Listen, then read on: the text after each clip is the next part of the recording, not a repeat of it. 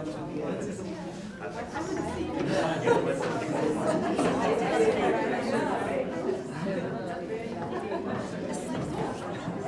this is real life. Everybody knows the network. So there's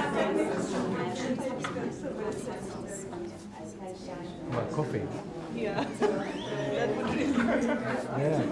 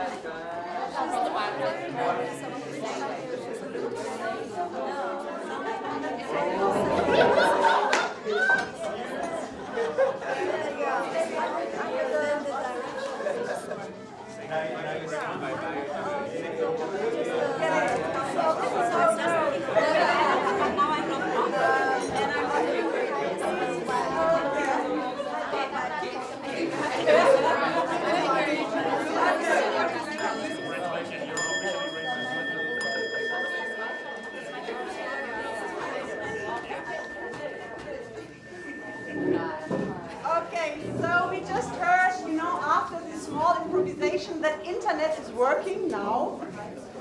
And we heard it's not that fast, but still we give it a try.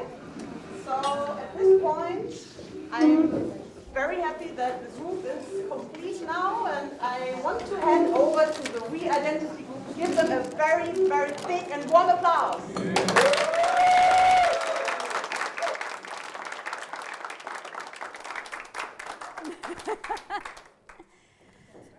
Hello everyone, very nice to see you. Good that you all made it here, and hello everyone out there. I hope that many people joining us from the network. We are very happy and a bit excited. I would say like 80-20% kind of. 80 happy, 20 nervous. But yeah, we are happy to kind of guide you through what we worked on the last year, and yeah, let's see how far we get. Yes, before I start, I would like to ask the We Identity team to stand up so everybody knows who is in the team.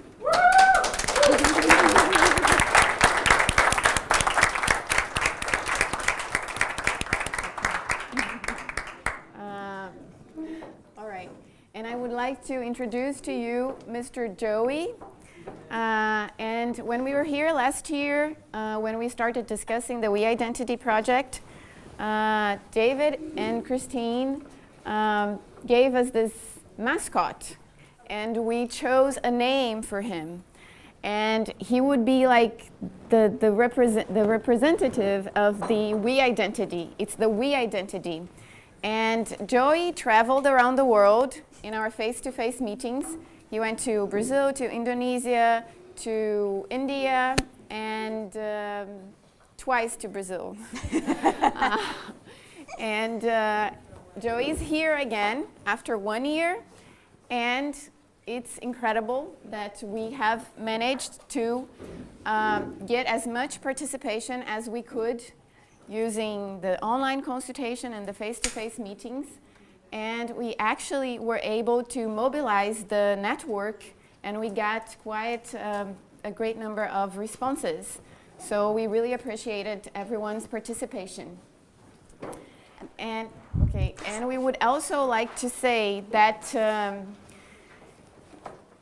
we based our conclusions and what you're going to see in the stalls on the network's opinion, just to make this clear. And even when we gave our opinions in the work from last year that everybody was together, and we actually participated when we wanted to give an opinion. We went to the consultation and we gave our opinion in the consultation just like everyone else. So we tried to be very neutral as much as possible regarding the data that we received and all the comments that we received from everyone. Yes, we wanted to make this clear to everyone, that the results that you're going to see here and in the stalls, they are based on the participation of the network. Maybe one last thing before we actually start.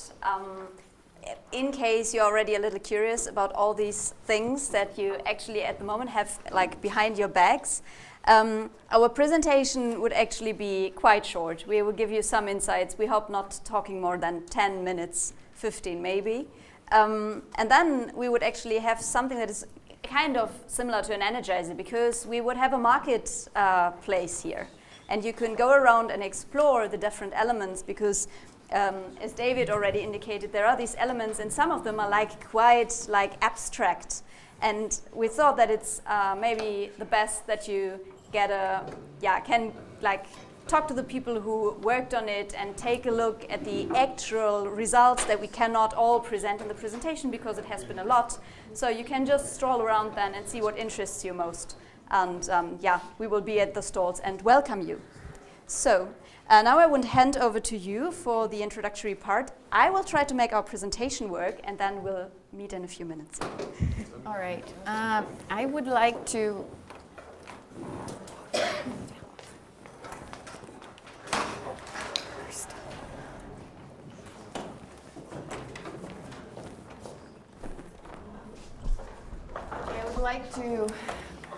to invite you to look at this map, to talk about the motivation, what drove us to this project. And David already mentioned about the impact that we want to cause. And this is the map of the world. And the idea is that we are spread in the globe. We are spread all over the globe. And our idea was to know how can we cause impact. So for example, the network today has almost 400 people. And 400 people that are linked to institutions. And each institution, my institution, has 1,000 people. And I imagine that there are other institutions in here that are huge. And we belong to the government and to private sector. So the idea was to understand how we could interact. Let's take Brazil and China, or South Africa, and India, and all the possible interactions. I'm just giving you an example, but I will ask you to, during the stalls, when you're passing through the stalls, you stop here and you find where you are and you choose a thread and link to another possible interaction. And I would like to bring the concept of social fabric because I thought it would be a good metaphor to visualize the idea of the network. And so the metaphor is that if you have if the threads are well weaved, if they have good interactions and they represent the people in a community or in a society, they feel the sense of belonging, they feel happy, they feel committed. And if the threads are loose, then it means that we're losing people, we're losing their commitment to contribute to the society.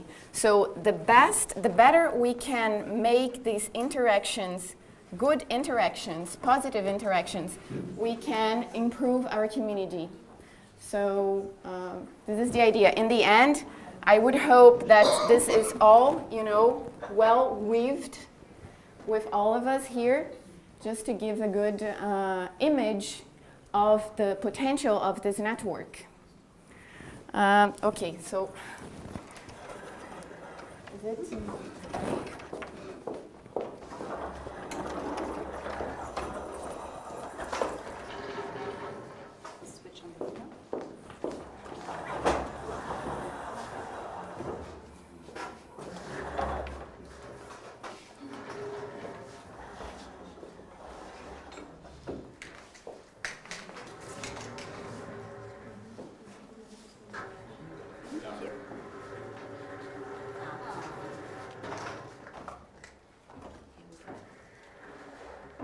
So while it's switching on, you can still check the internet. This is how you access the internet here.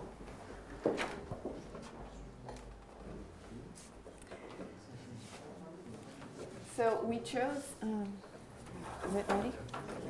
We chose the idea of a path because we imagine that one of the elements is a vision of the future, and what is the path?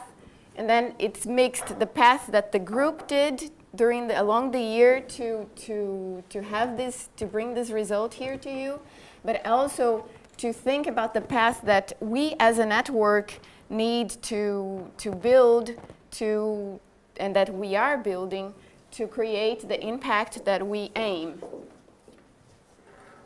So today, how we are today and how we want to build this path or to continue building it, what we want to do and why we want to do it. I would suggest, since you already kind of made it very clear what is the why with the world map, we would immediately jump to the what, so that you actually get an idea of what the hell did this team do the whole year. And as you want to continue? As David already showed you this model of we identity that we had, that we used to learn about what could be a possible we identity of our network. We would just quickly go through the elements again, because for us at least, most of them were not self-explanatory. They are the elements are quite abstract in the first regard. So the first thing, the starting point, is the purpose. And this is whatever we do, the first thing actually is we ask ourselves, why are we doing it? So what is the urgent issue and what is the passion that's driving us? And in the end, the question is why us and why now? So why not anybody else and whenever, but now and us? And that would be the purpose that we would like to find or try to find together with you for our network.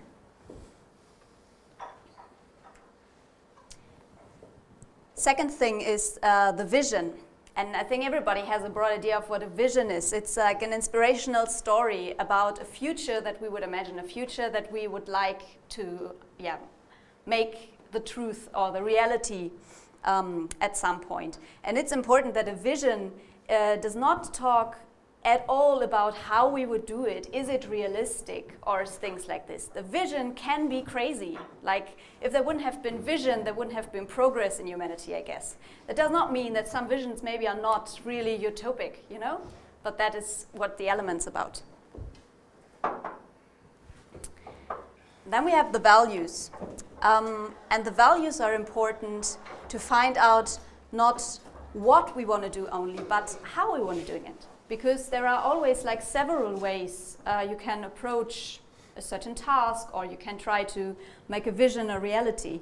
And the values are actually kind of binding you to specific ways or specific things that you actually wouldn't do maybe to reach a certain vision.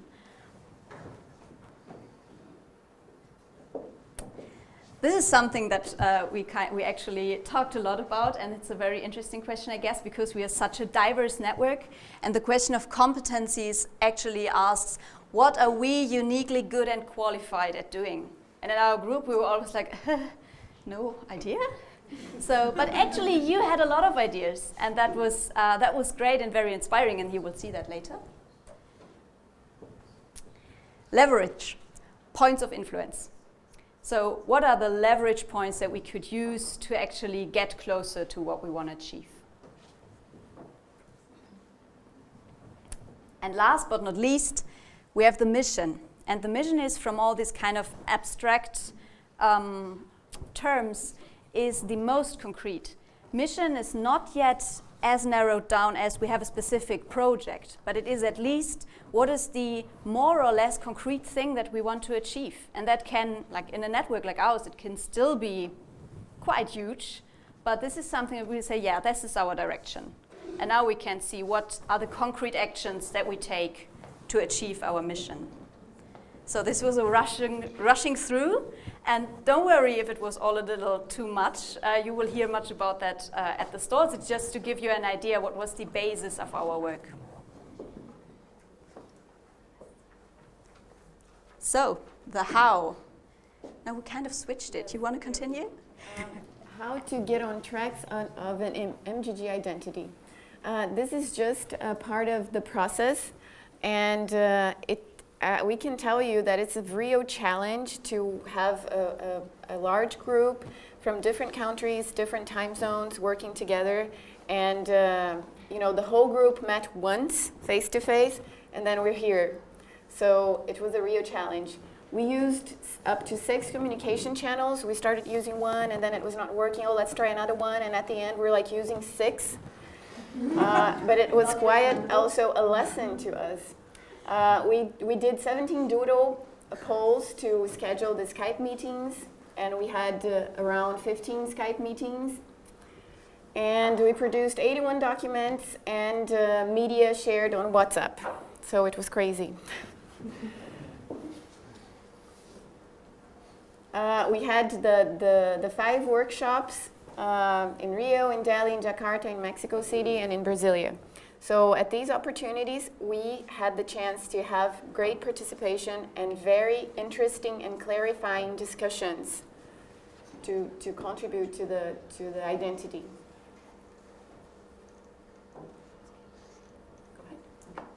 So, and then, because you never get everybody at the national alumni meetings, you know, there's always somebody missing or it didn't work or whatever. So we also had an online consultation, and we are quite proud because we got actually feedbacks from all countries, all MGG countries, even the ones who had only been included for a couple of years, so for instance Egypt and Pakistan. And we got replies from every single batch. So all in all, we got like 144 out of 388 alumni, at least, replied. And maybe it's important to mention that some of you might have seen the consultation and the questionnaire. We took in all the inputs that we got. So even if people stopped halfway, normally you would exclude that. But since the elements are actually kind of standing for themselves, we thought, okay, why should we exclude a very good input on the values just because the person had not given an input on leverage, for instance? So just for your background. And here you can see, I think, like the colors don't look that nice. But here we have all the MGG badges, like from MGG 1, 2007. We had replies still. We reached them till MGG 18, last year's badge, and I think they are the top scorers. So thank you very much. And we also had all the countries included. And here you can just guess what is the left bar. So thank you very much. But you see, at least from like Pakistan and Egypt, we got at least some replies. What actually was an interesting kind of side task to see, okay, how do we reach these people? So we kind of used the network also to try to reach these people, to tell them about what we're doing and motivate them to be part of it. And that was also like kind of a very good end in itself. So just one thing, some of the strategies that we used, in addition to the email that DIE sent, are the channels that we have. So we sent messages to our own batches, and we also asked the liaison persons to send messages to the country groups more than once. And it worked, because just as a matter of curiosity, Eva's batch, and she was really active in reminding people to answer, was the batch that we got most of the answers, that answered the most in comparison to the others. So it really worked. So, and now we're finally coming to today. We have some main insights that were more also on the kind of meta level in a way. I'm sorry, this is a little like text-based now. But we had actually 3 things that we learned, apart from all the things that we learned in our group, which we would tell you also at the stalls if you're interested.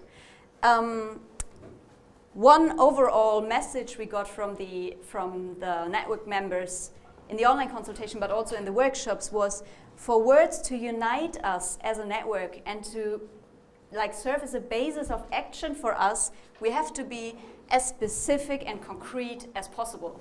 So we got feedbacks from people on the online consultation telling, first, before I say anything else, tell me what you mean by empower, by equity, by fairness, by excluding, so. And then we could talk. And we were like, yeah, So we were using these words, and people were actually quite positive, but still critical about we're just using words and not discussing what is everybody meaning by them. Are we meaning the same? The second is, exchange seems to be key. Nothing new, but still. The differences between the face-to-face meetings and workshops and the online consultation was actually that we had the statements that came out of the workshops had been put to the consultation. So none of that came from us as We Identity Group. We're saying, hey, we make up something and then you ask you. It was all from alumni who came up with the statements.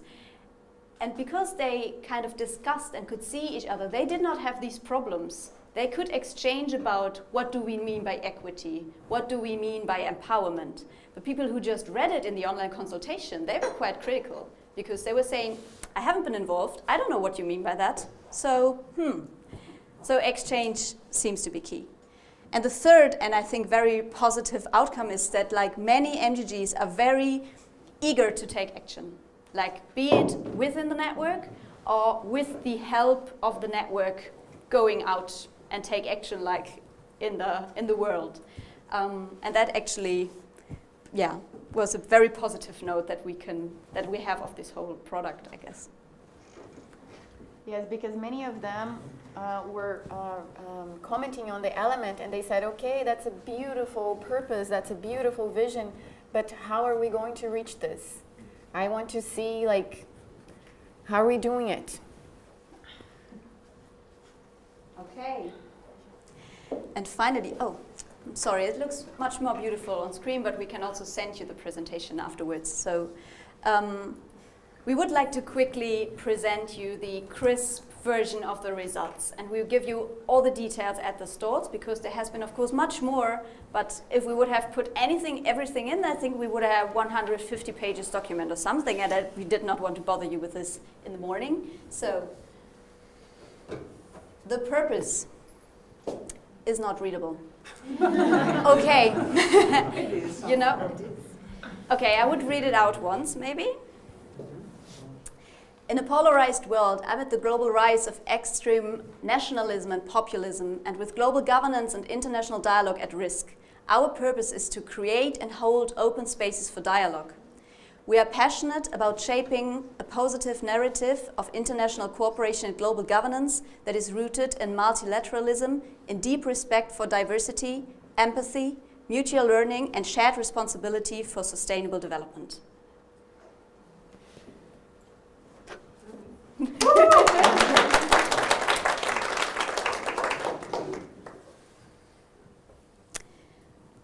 Vision. You want to go ahead? We thrive for a connected and peaceful world in which people have all the conditions to realize their full potential, take responsibility for truly sustainable societies, and come together as members of one human family to protect and cherish people and planet alike.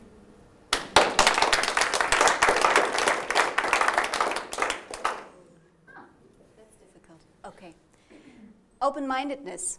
Welcome, respect, and foster diversity of ideas, influences, and opinions. Diversity. Ethnic, gender, and socio-cultural diversity. Sustainability.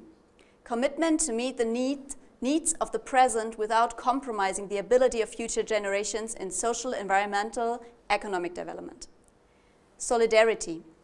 Fellowship arising from common responsibilities and interests, cooperation for the common good. Commitment, engagement and responsibility. Equity, fairness and impartiality towards all concerned based on the principles of even-handed dealing in order to reduce inequalities. Passion, ambition that is materialized into action to put as much heart, mind, body and soul into something as possible. Transparency, make information available for network members.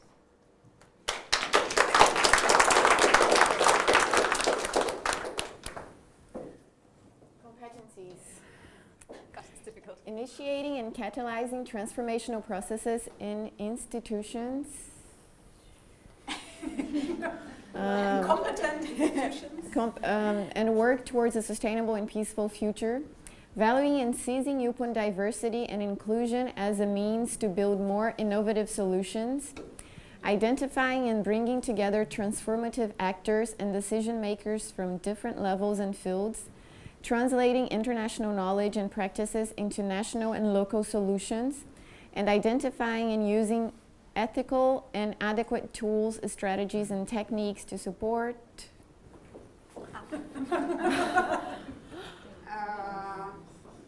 Yeah. Okay. We'll just go further. Guys, I think this is not working. Yeah, so maybe we just switch. Okay. Very sorry for this presentation chaos, but we hope you will be with us. And I would like to thank you. I think we would like to thank you for your attention, for listening. And we would be happy if you visit us at our stalls, and you will see all the elements, they have headings where you can see what we deal with at each stall. So please just take your time, stroll around, and feel free to ask us everything you're interested in. And please be critical, that we also learned to deal with during all the discussions that we had, and we're happy about it. Yeah. One more thing, Eva.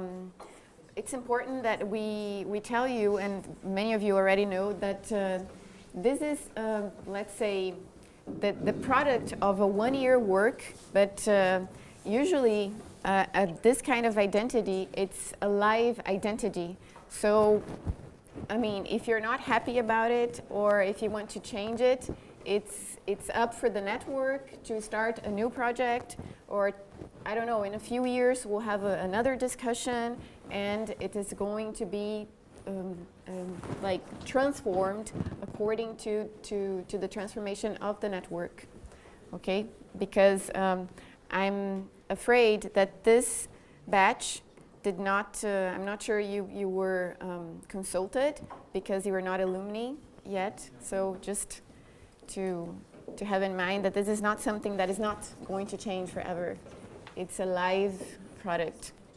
Okay, so we would like to welcome you now to go around the stalls and be critical and ask questions and comment on the results. And start creating ownership, because this is what really matters, to have the ownership of the identity of the network. Yes, and we decided that Eva will read out this aspect too, because then it's better understandable for the live streaming. Okay. So the camera can maybe turn to Eva, who is now at the other side of the room, so you see how the room is stated. But I had the wrong thing.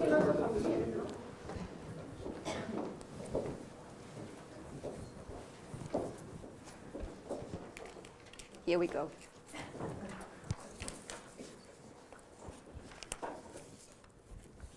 So I have to stand here again, yeah? Okay, so our leverage. As the MGG Network, we are rooted in and active on various levels of academia, government, business, and civil society. And as the MGG Network, we can bring perspectives from diverse cultural, disciplinary, and professional backgrounds into these fields. And our entry points to use that leverage would be, in our view, MGG open events with extended interdisciplinary participants, joint projects in research and knowledge creation as a basis for joint action, and to get connected with other networks in the field of global governance and sustainable development. That's it.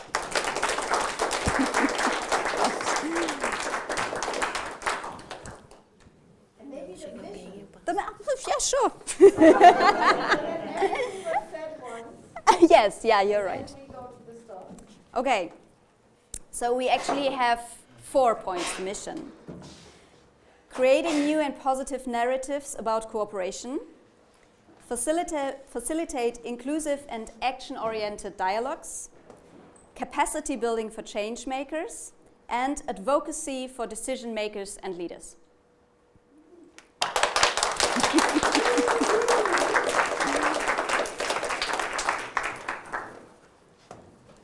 Okay.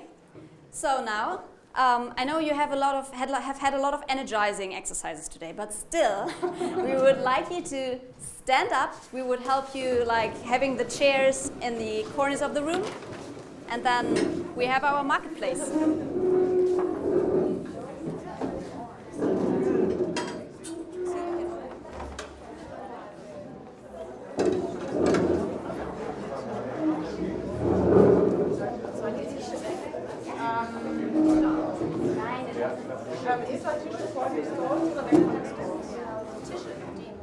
Die anderen, ich würde sagen, die können stehen bleiben. Ja, das ist einfach an den Rand, soweit es geht.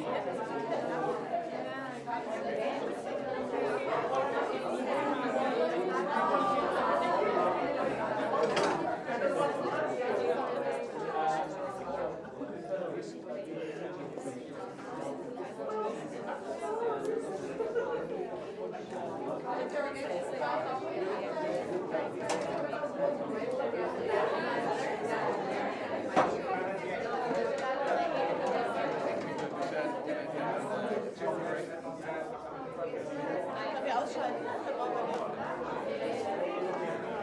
Kann man auch stehen lassen, weil es ganz nett aussieht. Aber wir dann gleich. Okay, dann noch mehr.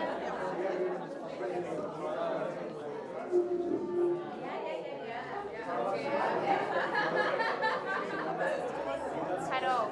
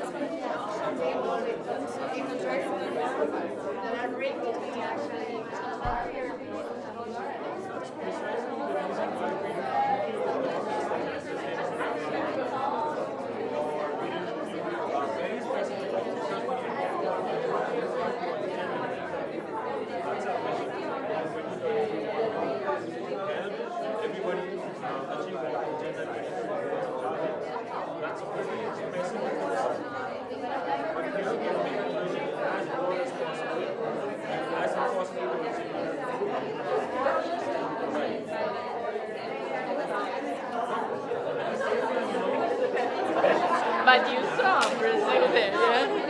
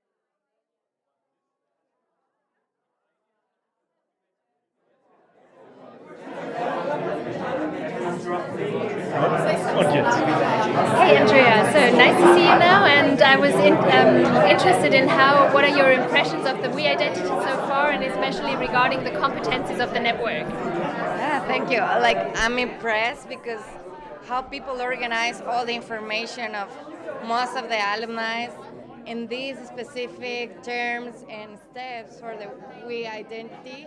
It was really awesome to see the results. I have the feeling that I wish I can have a little bit more action verbs on it. I'm pretty sure they're thinking about that. I want to have this translation of my knowledge into local actions. So I wish we can probably foster a little bit more this space in some of the things that we are collecting here. But I just saw many people thinking about these thoughts, how to do it, and how can we put these words on our vision, on our identity. So I think those are the things that now just come up to my mind. Okay, Yeah. thank you very much, Andrea. You're welcome.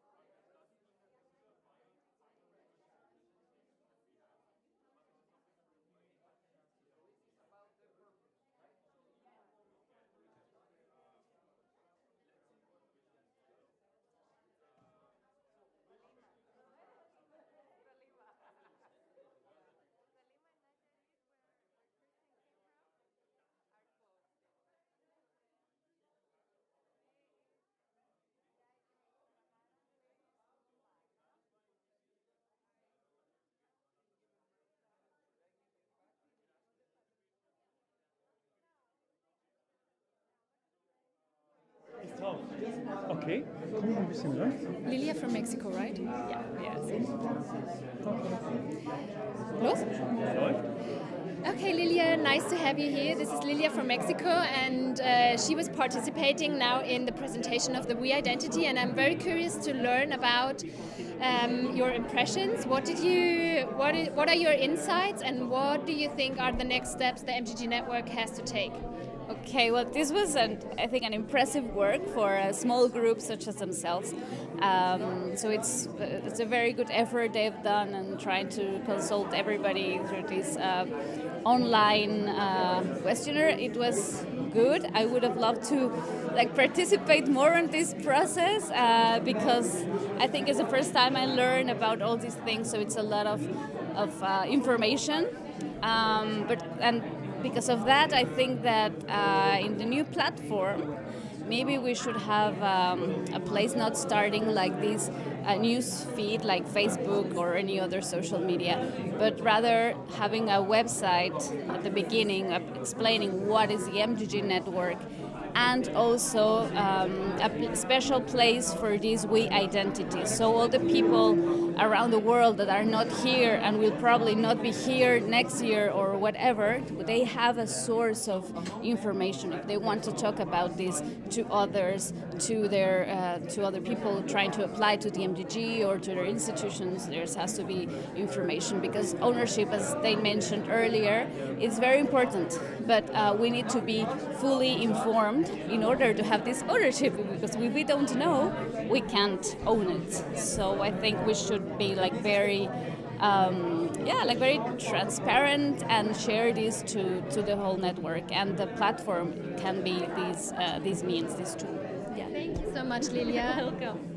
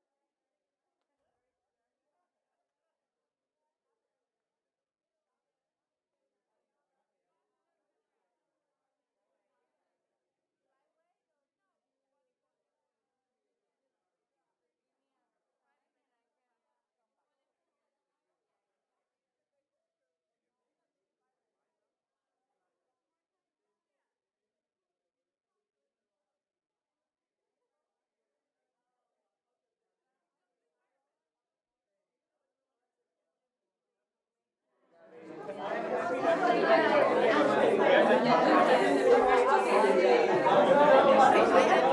tell us what people said, how the MGG network can create impact and have leverage? Sure. We've got very interesting answers on that, and we try to cluster it into 4 main clusters to try to grab their essence, the message, what they want to tell us regarding that subject. And we find out that people thinking a lot about network as a subject which can have outreach, which can communicate, which can act as a brand to the outside world. Also, what we found interesting, and the main cluster was that our network could communicate and can connect to other networks all around the world, which are interested in and which are working for similar goals. What we found as well that, and maybe I should have started with that firstly, of course, we have to deal with our network, with ourselves, with how our network behaves, how our network is being structured. That also a very important starting point. Like I really liked one of the answers, which was creating as a almost complete strategy or action plan, starting from creating a whole agenda for the work we would like to implement, and then starting with a communication strategy inside, and it was going on like that, being very detailed and thoughtful about how we should create our world inside. And then also regarding our network, and also regarding the members of the network and the institutions of the network, which was about we should concentrate on, and we should really put energy into joint projects. How the members from all around the world can work on joint researches, publications, etc. Okay, that's great. And actually, that's what we're going to do this afternoon. So we're going to think about what would be projects that we can develop and what kind of activities do we want to do. So I think we're going to follow up on that. I'm glad about it. Looking forward much to it. Thanks. Thanks for sharing. Thanks very much.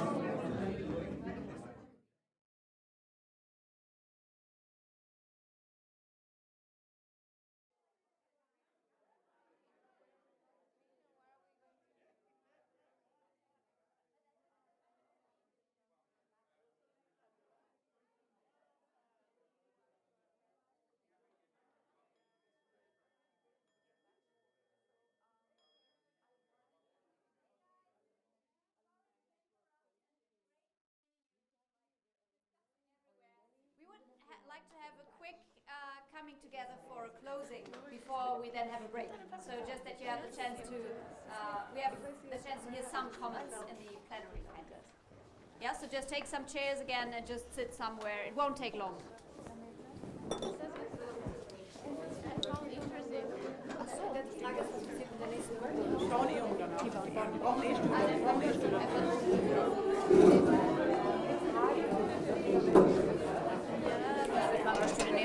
Wo alle so lange rumgestanden haben.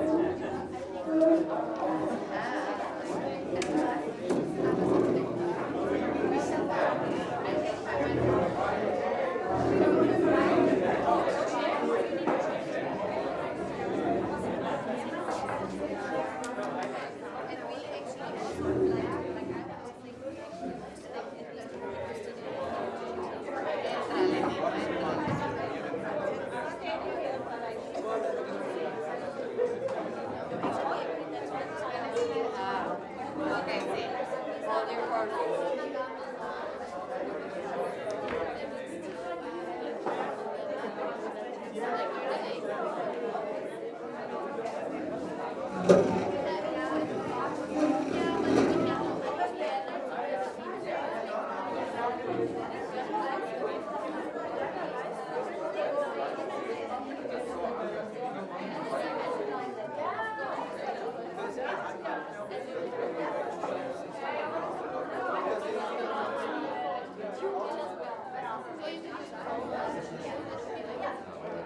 Where is Flavia?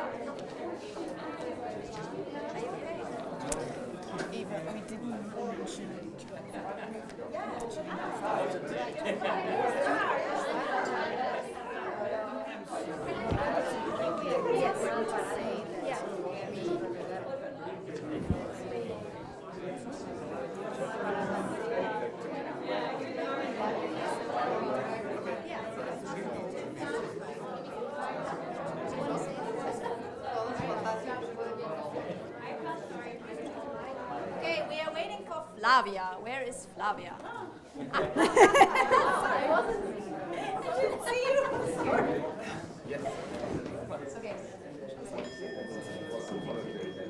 Hey guys, thank you very much first of all for all the interesting discussions and inputs, and that you have been that you are so interested in the elements and in our presentations. Thanks a lot. We would actually just have a few final words, and then we are curious about some comments from your side. So the first thing is something that we did not mention yet. Apologies for that. We actually have to mention Jihan. Where is he?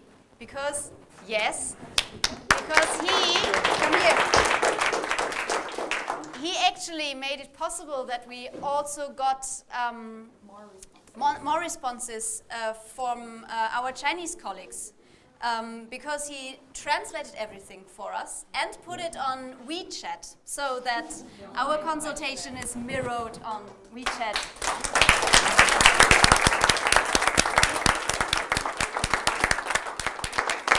So, and I think, thank you very much. Without you, I think it's my responsibility to do this, because I hope to galvanize more Chinese alumni to get involved into this cooperation after their stay in Bonn for a couple of months.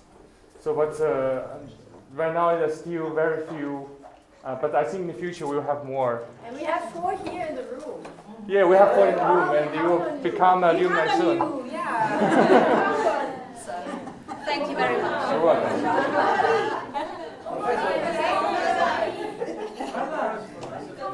Especially those who are academy speakers, huh? Oh yeah. Those Chinese academy speakers from China.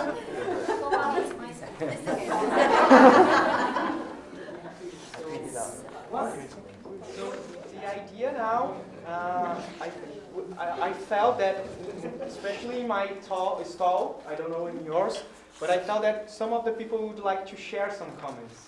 And that's the space that we're going to open for you to share with us some comments about one of the elements that we showed to you.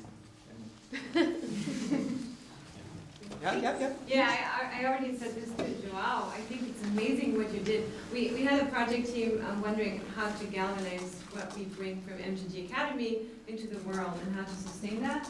And you're a really good example of doing that. This is a lot of work. And it was so easy when you presented the Plesy and showed us this is what we came up with, and we're like nodding, early morning, tired. Sure, of course this is us. What's the issue? But this is a big deal, right? It takes forever to narrow down concepts and to create something that most people could agree to. It's quite amazing, and I don't know how you did it, but it's like work and life and everything after you go home, because it's so easy to lose this, right? So thank you for all this work. This is quite amazing.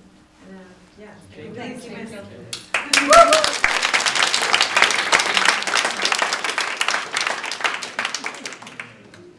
First of all, congrats to all of you guys. This looks really, really amazing. I just had a comment on the vision statement. I was there in Delhi with the broader remember the initial version, and I'm happy to see the current form. I just had an issue with protect and people, because I think it takes this protecting people also brings in issues of power relations, and maybe we could rephrase it somehow. So that was one point. We could add an adjective before people that could change it a little. Yeah, because protecting and cherish people and planet, but protect and cherish. So you're still protecting people, which has the power relations in it. Yeah. So that was one thing I thought we could perhaps reword it or rephrase that. Thank you. Yeah. That's important that just to show a specific example that you face all the time with specific words that you, every day that you look at that, and in the consultation phase, you look, oh, this word, for example, I remember empowerment or common good as well.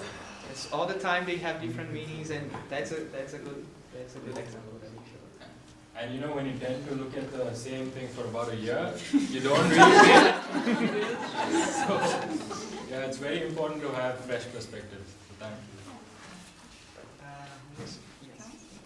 you. Yeah, I also want to congratulate you because there is a huge effort behind all these ideas and behind all this process.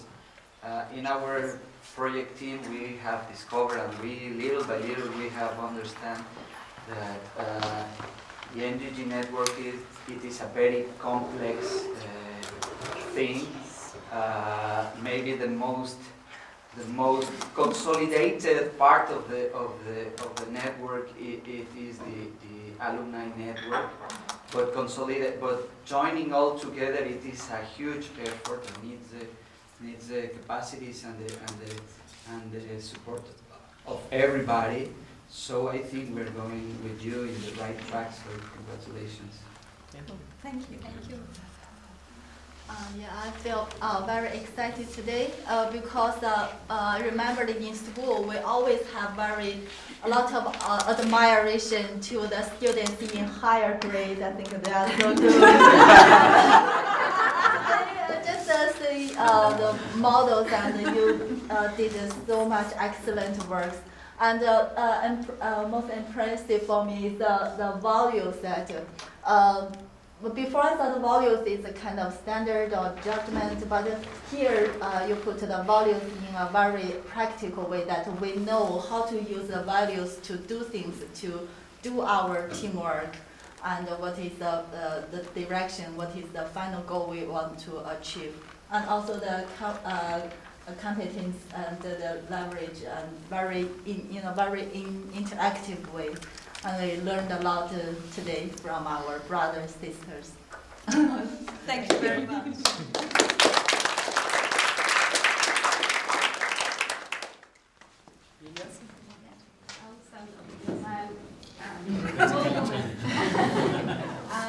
No, I just wanted to say congratulations, guys, to put all this together in a year. So congratulations. And now I think that the next step should be, as you were mentioning, Dolores, ownership. How to create this ownership with people who are not here. So probably this is something for tomorrow, but a good idea would be to have on our platform not starting like a feed, news feed like Facebook, but starting with MGG Network, what it is, and all this. Right, so everybody that you will use the digital tool from now on can also read all these things and use it to communicate with other people and to get at least to get informed of these discussions. So that is my only suggestion for next steps and ownership. And that's just a comment. That's so important when we interlink the projects, because you're working in a platform project. So that doesn't make sense if you're not using our project in yours as well. So, and that's just another example that we can use projects that other alumni are working right now and connect them to. And in addition, just building on what João said, it's interesting because we noticed that the same questions and the same and the concern about similar issues emerge in different environments. So one of the presentations from yesterday was the culture, taking MGG culture to institutions. And this was a discussion that also emerged in India in April. So even the we identity, I was talking to somebody, I don't remember who, but we are not the first group who brought this up as an issue for the network. In different batches, people talk about this, but there was actual work in 2017 in my batch. There was a project team about this, and also in their batch, 2018, there was a project team about it as well. And we want you to know that we took this, all the data and all the work that they did into consideration when we started working on this. And we are going to prepare a very detailed report with the data and the work that we did and how we reached these results, so that the next group, some of us intend to continue working on this initiative, but let's say that in 2 or 3 years, another group says, okay, we need to rediscuss this. So you have the history of what we did, and it also includes previous discussions. It was really helpful, the work that from 2017 and 2018 for our work. So, these 6 core elements are, the foundation of our alumni network. All of us, we want to work together. We want to, work on different projects. We have our own ideas. But this is like, your backbone or your guiding light. So this is something that's a work in progress. It's not the final version. It has to be updated. And we could just manage to do this in the span of a year. If any of you are interested in this process, please feel free to, join the team, talk to us about it, give us your ideas, inputs, take ownership, and then, we can all work towards, making this even more stronger. And just before we finish, such as in real life, the map is still here during the day, and you can still contribute, and you can still thinking about collaborations all over the year and so. So, last but not least, any final words from anybody? I think the only thing that's left, I would say I hope I can say from our side, is to give a huge thank you, first of all, to you and to every one of you who already gave their input before in workshops, in the consultation, and has been annoyed by us and still did it. Thank you. A huge thank you to the MGG team, because we know, there is so many people approaching you with so many things. And we were always approaching you hey, we would need a quick feedback maybe, by now.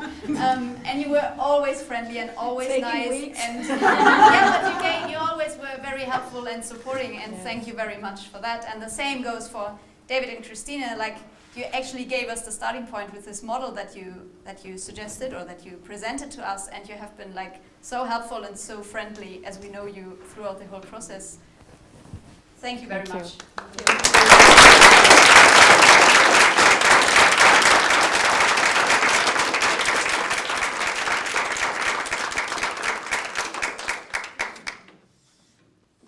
This is not over yet. So we also want to say thank you. When you were starting to present earlier this morning, and you read out, and I thought it's so beautiful, and this is so amazing what you did for our network and what you did for our work, and I think it's really a big push forward, and it helps us a lot. And I know it was so much of work. I mean, I was not in that WhatsApp group, but I know Christina and David were. And I know that David left at some point. He came back. And it was always when I opened it, one day after, 36 or 63 new messages. It was okay, active every day. So I know you were very active, and you put so much heart and passion and love into this project, and we're very, very thankful for that. And for this, we have a small medal for Orden. The English word for Orden. Do you know that? No, but this is your gold medal. Yeah, your gold medal, and I'm handing that over. You can just receive it. Yeah, you receive it here. For all of you.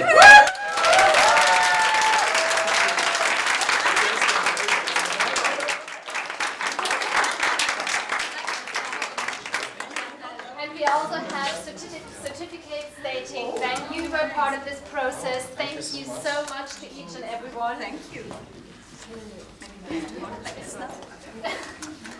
Laura's, thank you so much, Archie. Thank you so much. This is really, really great work. And now we have for Cha. As an extended member, yes, get one too. But definitely for that, because I know the work in communicating with China is especially hard at some times and needs a lot of efforts. So thank you, Tian, for making this possible and supporting the team. Thank you all. It's really a pleasure seeing how all this work is coming together and how the network is evolving, and we just can say thank you for your motivation and your passion dedicating this to the MGG network. And I'm sure we will be standing here maybe in 10 years and we will be surprised and pleasured how much action actually is coming into place. Thank you so much. So a standing ovation.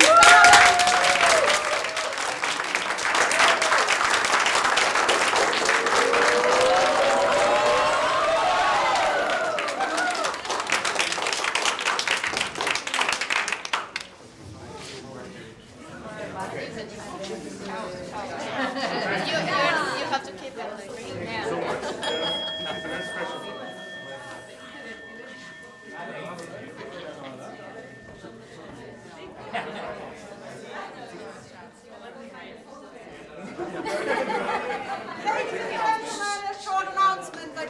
Basically, it's only the announcement that we have a break of 15 minutes now. There's coffee, water, some fruits, I think, over there. Enjoy your break, and we continue at 11:15. I cannot imagine how this day is going to continue. It's only 11, and we've had so much highlights now already, but we will have more highlights. So come back at 11:15. Thank you. You will be.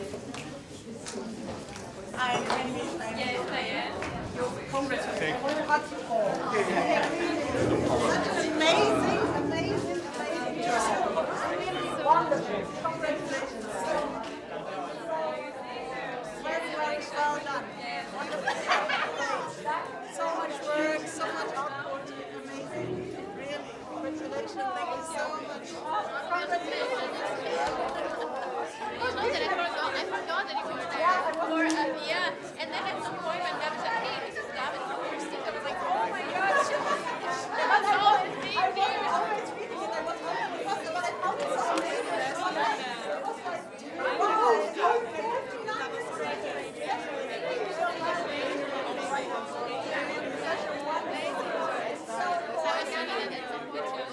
And what about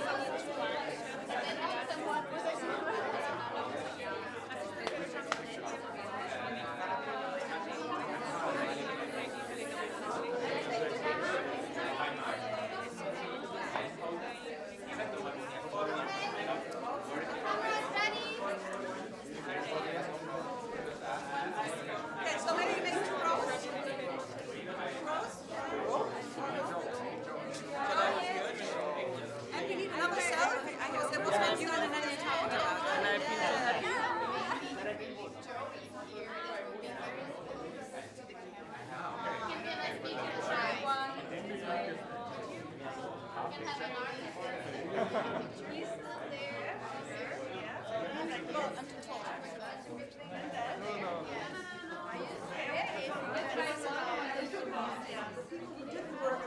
Okay, first step, would you just be a paper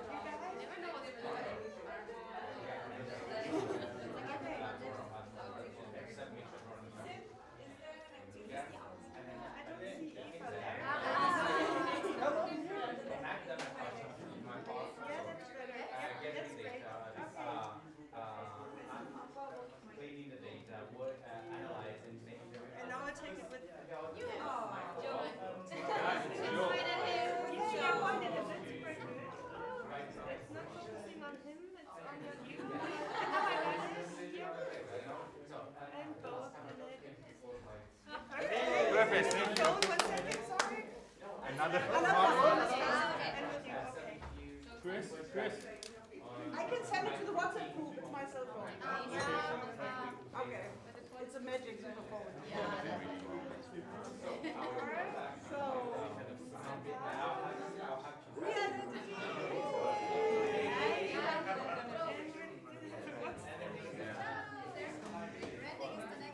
I think you can send that, right? Yeah. But his camera is better. Okay, final one.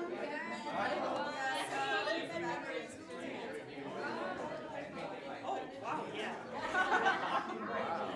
Okay,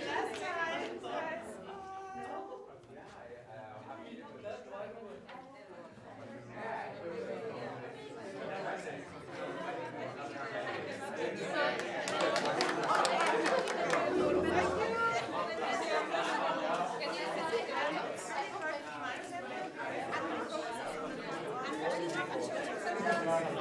Are you on Twitter? Yes.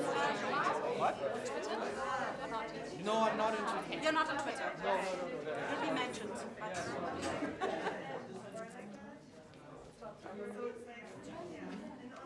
You have to rearrange now. Every day. That's why they said she and Steve said,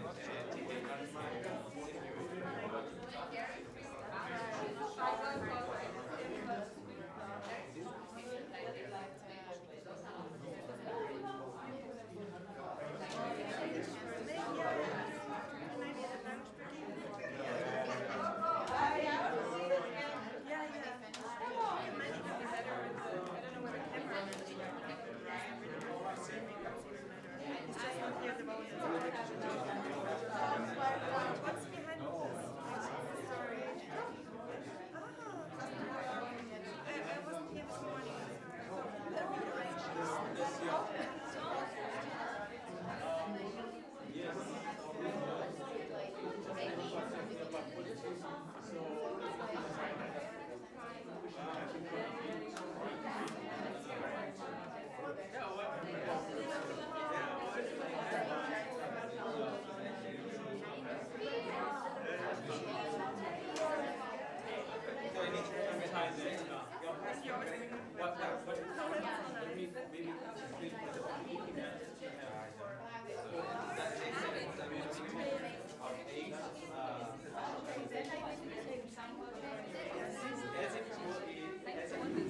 Realmente, eu tinha medo de que fosse, assim, proporcionalmente que fosse.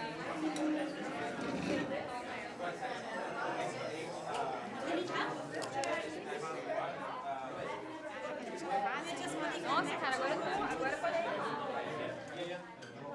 Did you see this? No, did you see this?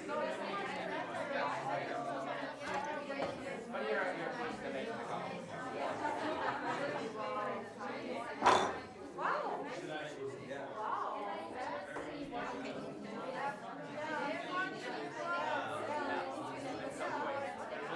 Can I remove these dead points or should I put it up?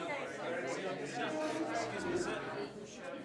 And then they need to share the lens in words where you need that. And in this case, shall we took off the links? No, you already have some.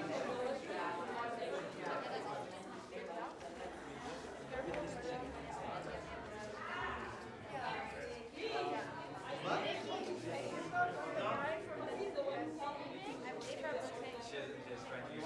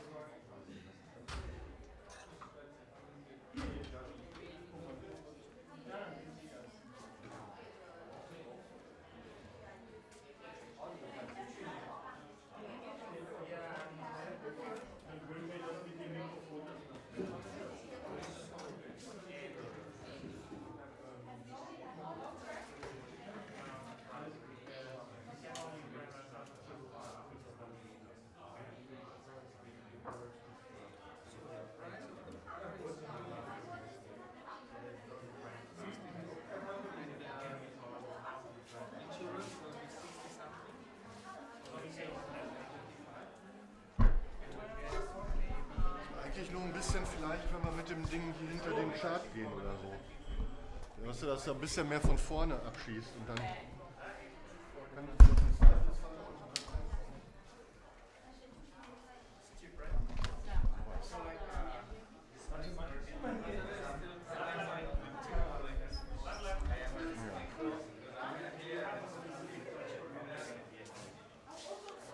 Ja, aber wenn die jetzt hier stehen, das geht. Das geht, ja, ein bisschen eingeknickt. Ja, habe ich extra gemacht. So? Jetzt wird es hier so ankommen. Mach ruhig ein bisschen noch, ja. So? Ahorita no está nada frío a comparación de hace unas 2 semanas.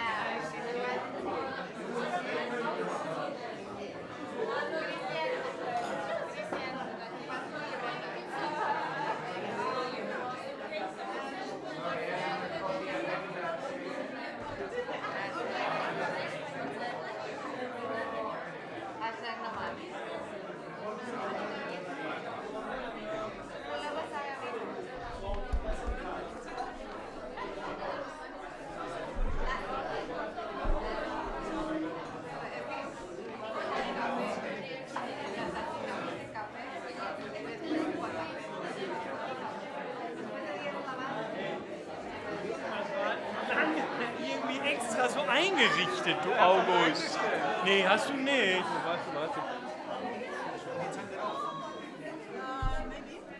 Die Kamera ist mal vorne.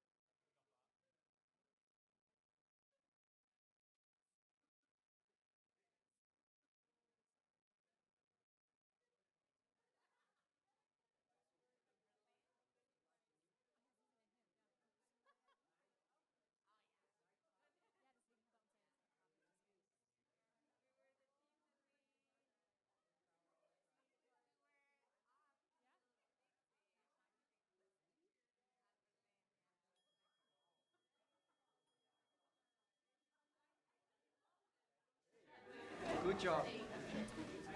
Ja.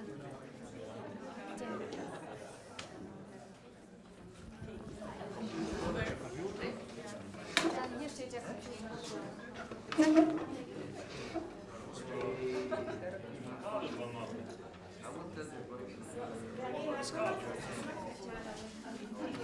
Also mit welchen, was genau wollt ihr? Die Gruppe will werden für die Präsentation für den Beamer. Da muss aber das Laptop muss hier rüber, weil der muss ja da dran.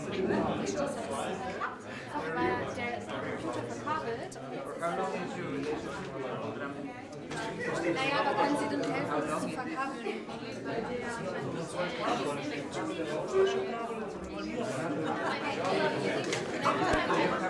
Also so.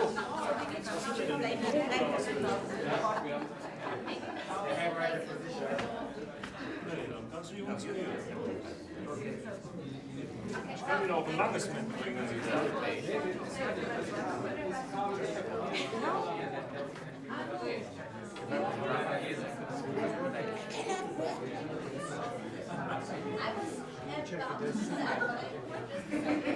Who was that? Oh, you were there. So this is the current batch.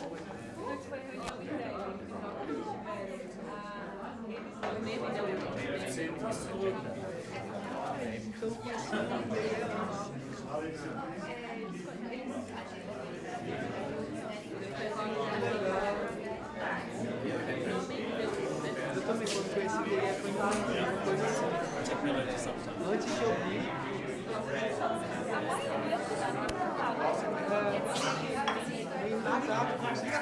Pela INAP? De educação da INAP? Que bom saber que a gente ficou. Pedro, ele é de 2016. Trabalhou comigo, ele não tá mais lá não, ele tá na Fiocruz.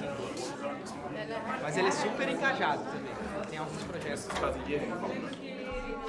Achso, damit wir das nicht mehr Eu fiz o quê? Ah, tá. E deu certo? Ja, ich kann ja auch da drüben stehen. Aber jetzt hier stehen.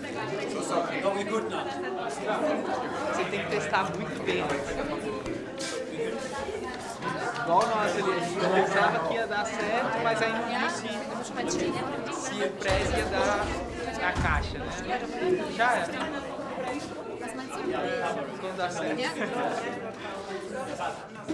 Okay, so we start now. Everybody is ready? Ela tipo que ela quis largar, até nem quis falar o restante.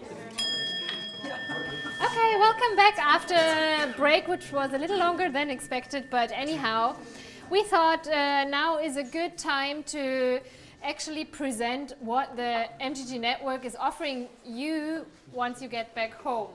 And maybe to have a short story how this actually began is, I think with last year's MGG project team, they kind of hit the nerve and told us, okay, you have everything there, guys, please communicate it better and more visual with us. And what developed out of this recommendation is our new network brochure. You all find them on your tables.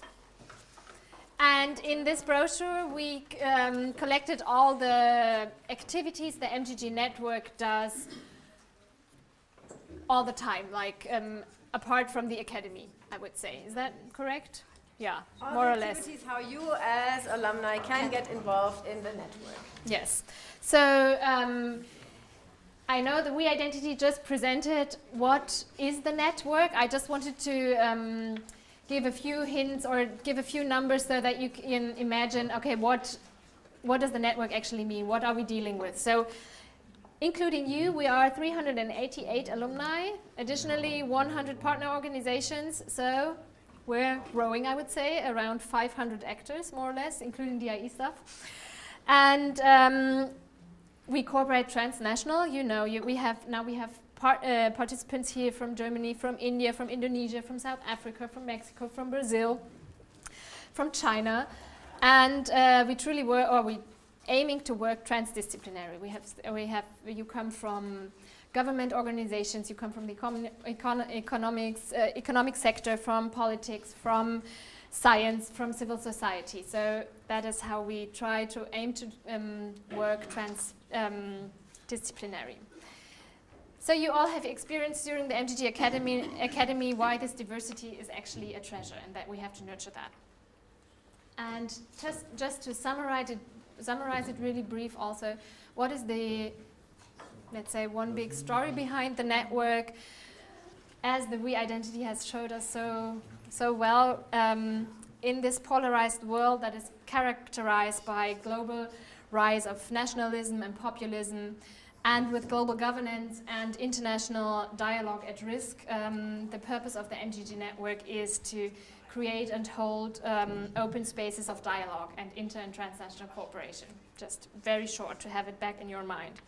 So MGG activities aim the joint development and implementation of contribution to address global challenges and strengthens the institutional competencies of partner organizations and creates innovative knowledge, just as you have experiences today,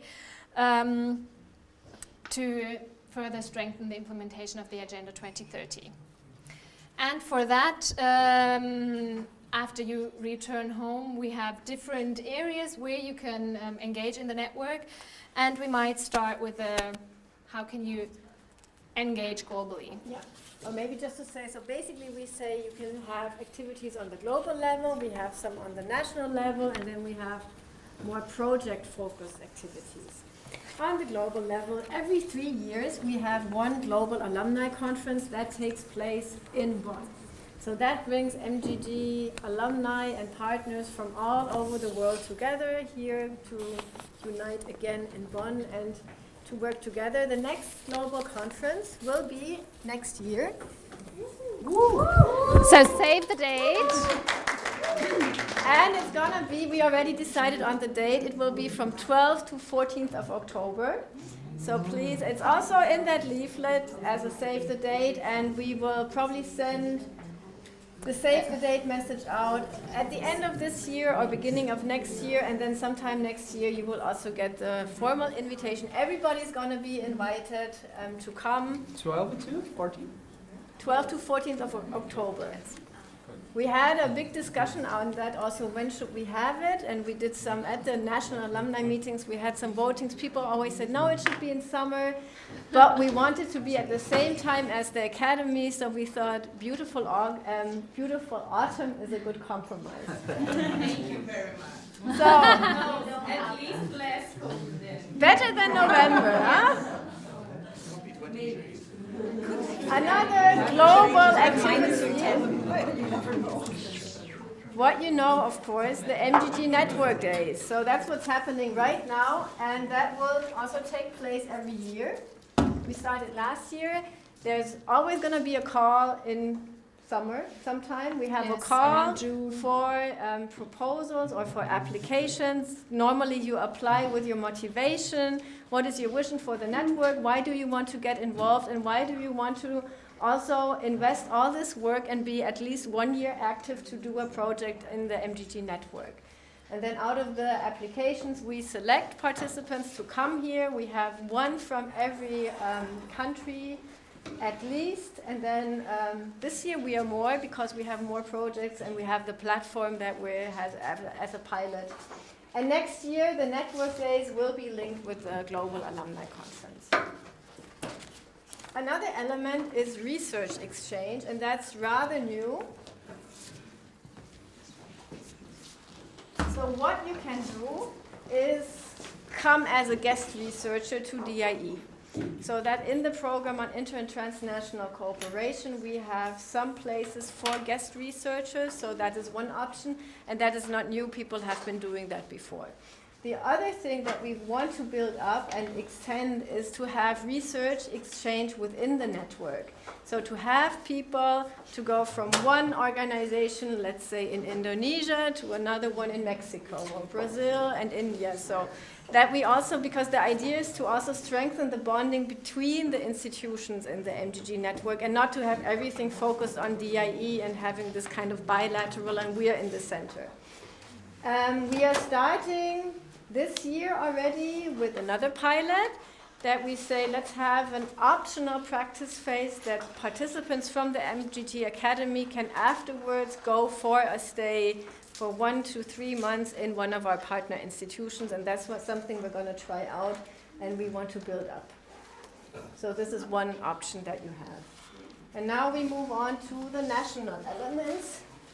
So regarding the national elements or national activities to get engaged, one of these elements are the national liaison persons. You probably already have met your respective national liaison person, or if not, I would recommend to get in touch with them so you see what is happening in your country. We already heard that maybe in some countries it's not working so well, so take this as a chance and approach us. Maybe you want to be the next liaison person. So this is a kind of more institutionalized format where you get a contract from us and have some responsibilities and mainly act as a contact person for your members in your country and with DIE. So in the brochure you find who are the current liaison persons and also how to contact them. And the next element on the national level are the national MGG Network Conferences, and these take part every, or let's say 2 times in 3 years, so in all years when there's no global conference. So next year will be the global conference, there won't be any national conferences, then next year's we have one in each country in every year. It's a little hard to remember, but so you will get, you will receive invitations for these events as well. And as Tatjana already explained yesterday, and I think already mentioned earlier, we are trying to organize them bottom up. So there's a lot of space for you to actually talk about the topics you're interested in. And unfortunately, we are not having a national German conference. I was just reminded by seeing you here, but definitely something to work on, because we have to strengthen. Would also be interested to join. Yes, we'll make a EU national. Yes, in Hungary, we'll do an EU batch. Definitely, and we saw that we have at least 11 German alumni, and I think, do you have the number in your head? How many other European? She's the only one. No, I think we have one Swiss. Yes, one Ah, Swiss. okay, then that was Okay, so at least it would already make a national. So this is one of the elements where you can meet more regularly than at the global conferences.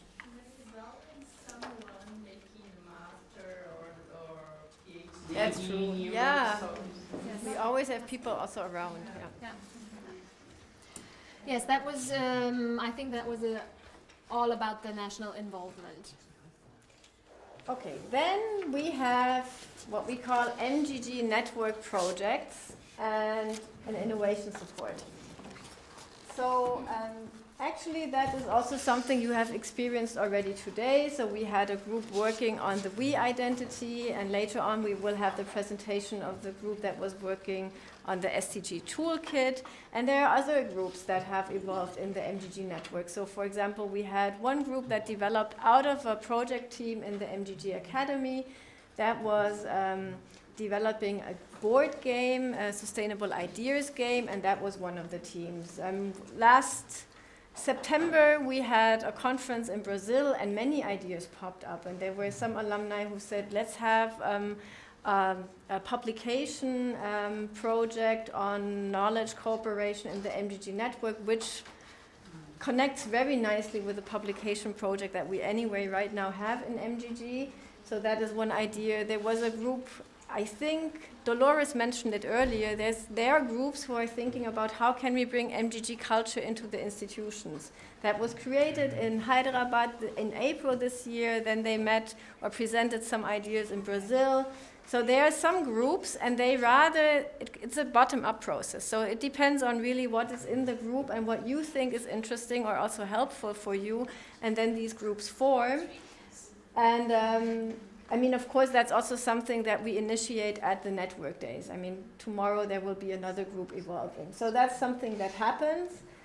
And we have a mechanism that we call innovation support. So these groups can also apply and say, we have a great idea, but to make this happen, we need some either material or immaterial support. So it can be some coaching or some like contacts, but it could also be that you say we need some funding because we have to create some material, or we have to meet, or we want to make a workshop.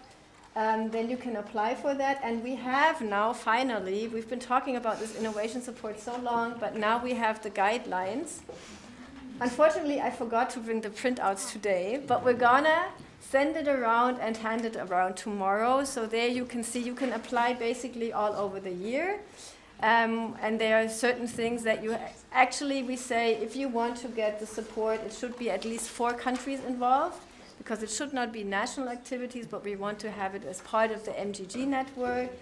It should be, of course, very closely related to the MGG objectives that we have. You have to have a good timeline, a work plan, and so on. And depending on that, there's the possibility to get some support. And as I said, we will be transparent and send the information and the guidelines around. And then, you know, when you think of MGG, I mean, you all know the Academy, which is the training element of MGG, but we also have knowledge cooperation and policy dialogue. And in the field of knowledge cooperation and policy dialogue, it is, of course, also possible to get involved. And some of you are already. Sometimes we even have the cases that people start with being involved in the knowledge cooperation, and afterwards they are a participant of the MGG Academy. So it's not only a one-way direction that you start with the Academy and then you get involved in policy dialogue or knowledge cooperation, but it can also be the other way around. And if you go to our website, you will see what are the different elements where MGG is working in knowledge cooperation and policy dialogue. And I just want to mention a few.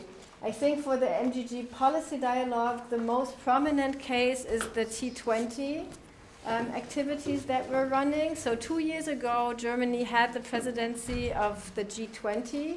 And in that context, DIE, together with the Kiel Institute for World Economy, was heading the T20, the Think 20 process. And MGG was very much involved in that because we tried to get our partner institutions all present in this T20 process. And after that, we continued this activities. So we still have T20 activities, or now we have an outreach activity, T20 plus Africa, to bring T20 also to the African continent and to exchange and intensify the activities there. So this is one element of the policy dialogue. In the field of knowledge cooperation, we have the voluntary sustainability standards. So it started with a research project that what we did a few years ago on voluntary sustainability standards, and it got bigger and bigger into a policy dialogue, and we created national platform in 4 of the 6 MGG countries. In 2 of them, it's still like in the process of being established. So there's a lot of work going on, and some of you that are here today, they are also active in this field of voluntary sustainability standards. And a rather newer field that started, I think, last year in February, March, is we also have a work field on capacity building for the public sector on the implementation of the 2030 agenda, which is also quite active. And it's about thinking of the public sector as one of the key actors that has to implement on the agenda. And often they don't have the competencies and they are not trained to do that. And if you want to really implement the agenda, you have a very holistic mindset. You have to think in interlinkages. You have to leave your silos. As a civil servant, you really have to be good in dialogue and engaging the private sector and engaging civil societies. And it's a lot about what kind of competencies do we need and how can we create them. And we work together with schools of public administration in all of the MGG countries to think, okay, how can we, what can we do about capacity building and what is needed there. So these are just some examples about what is happening in the field of knowledge cooperation and policy dialogue. Check it out on our website, and if you think this is something that is really related to my work, or if your institution is maybe also already involved in it, please get in touch with us. In these different fields, we regularly have events, and sometimes it happens that we don't know that someone is also working. So maybe you are now starting to work in digitalization, and we're also starting to think about doing a research in digitalization, but we don't know. it's never bad intention, but sometimes we know with 388 alumni, it gets difficult to track all of them. So please approach us and let us know if you're working in one of these fields, and we will try to involve you. So I think that's like the overall idea, just to give you an idea what is happening. You have it here in the folder. Maybe also recommendable to follow us on Twitter. I think a lot of information currently is distributed among Twitter, so if you're not there, maybe think of it, because I think it's a great tool to connect, to enlarge your networks, and once you start it, it really makes fun. And join the MGG platform. Yes. The pilot, we're starting tomorrow. If you have not registered yet, please try to do so. It doesn't take a long time, and then we can tomorrow start directly in testing the platform. And maybe as an information, we have sent the invitation out to all the alumni. We have not sent it out to the MGG participants, but you will, because you are not here tomorrow, but we will send it to you probably next week or the week after, so that you can also start testing it and give us your feedback. Okay. So I think we will hand now over to the MGG for SDG group. Are you prepared? Yes, does everything work backstage? Yeah. Okay, so we give a warm welcome. Yay!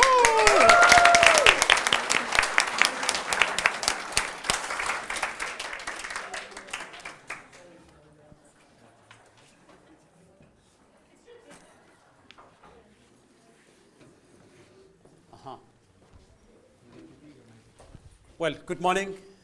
Morning. My name is Pege Kuchwa. I'm representing a very lovely, bubbly team called MGG for SDGs.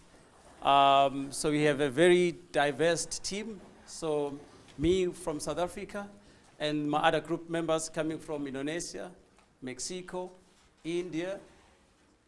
Yeah, that's about it. So that's the whole sort of like team or diversity in the team, who were assisted and directed by Tajana in getting this project completed. So the project I'm going to present to you is about the toolkit on the SDGs, or in helping how to implement SDGs. This is for the organizations or institutions. Now, let's start. Right, this is the outline of the presentation that we're going to look at. So I'll give you the background and the aim of the project, exactly what is it that we're trying to achieve with this toolkit, and the rationale, so more like the mechanisms behind the system or the design of the system. Then also, how is that going to benefit you or benefit the users of the system, which will be the advantages. Then after that, we're going to have some nice activities on a demonstration, where you're putting a live demo for you to sort of like interact with the system and see how it works. Then later, we'll then sort of like get feedback from all of you based on the experiences that we would have had with the project or the toolkit. Then we look at the further developments, how you think we should sort of like work further or develop this toolkit. Right, we all know about SDGs, right? And then what has happened is that as they were introduced, we already had policies in different states or in different countries that were already there. And somehow in those policies, there was a touch, or there were aspects of the SDGs. But I think SDGs is more like putting it out there to make it more clearer. Before the SDGs and after the SDGs, we have experienced some challenges, or organizations have experienced some challenges. The failure to implement and achieve the intended objectives. And some of those challenges were because of the policy design, the implementation. So that comes with sometimes how the organization itself is designed. And then if you engage the organization, you will know that largely they will indicate the generic problems that they're experiencing with the failure of achieving the set objectives or the objectives that are in the policies. They will tell you about the resources. We don't have enough resources. There's no political will. The SDGs themselves or the policy is more complex, or it is falling short to address the complexities that you find in different states or different organizations. So those are sort of like generic problems that you'll experience. Right, so this is sort of like gives you the background of where we come from with this toolkit. So it's sort of like it's informed by these sort of like information. When we're getting into it, getting into the toolkit, so we have some hypotheses or the assumptions of the contemporary challenges that organizations are facing. So first, we're looking at moving from the premise that some organizations are not really aware of the SDGs, and some may be having a problem with understanding the SDGs. Those that maybe understand SDGs had challenges with interpreting it and integrating them in the local policies. So that's sort of like the contemporary challenges that we find in different organizations. And this is coming from the, should I say, the practical experiences that we have from these countries that I mentioned earlier that are represented by the team members in the team that we're working on. Right. Now here what we've got is the objectives of this policy, of this, I mean to say the toolkit. What is it this toolkit is trying to achieve? So first we said, let's develop a toolkit that will facilitate a more efficient process or more efficient procedure that will help implement the SDGs in all organizations. But for now, we looked at the public sector or the government institutions. So this toolkit is looking at the soft aspects and procedural aspects of the challenges that are faced by the organization. So we sort of like moved away from the issues of political will, lack of resources. So let's get to the softer issues of the policy. And then with it, we hope that it will help then achieve or improve the policy achievements in organizations.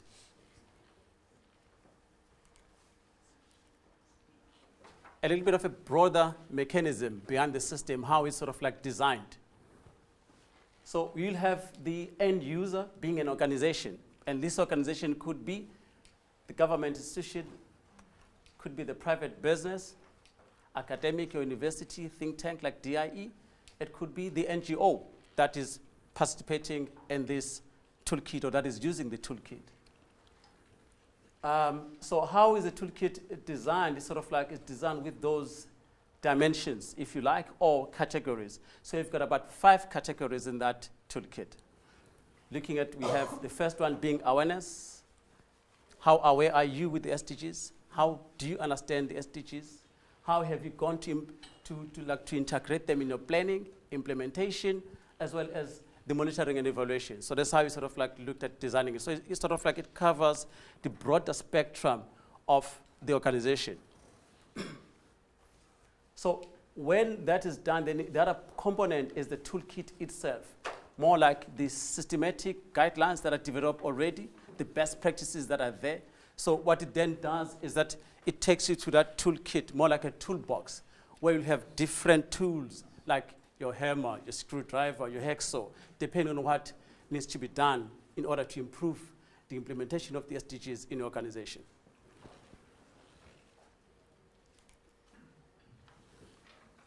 Maybe you're asking yourself, how does it work?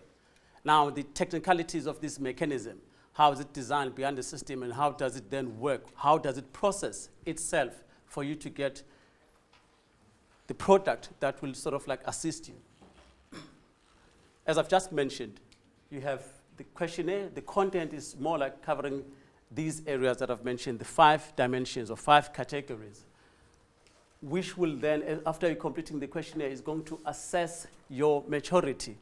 How mature are you in your organization in those 5 categories, right? So once you completed the questionnaire, it gives you 2 scores, one for an individual score, and second one for the overall score. Why is that? Why did you do it like that?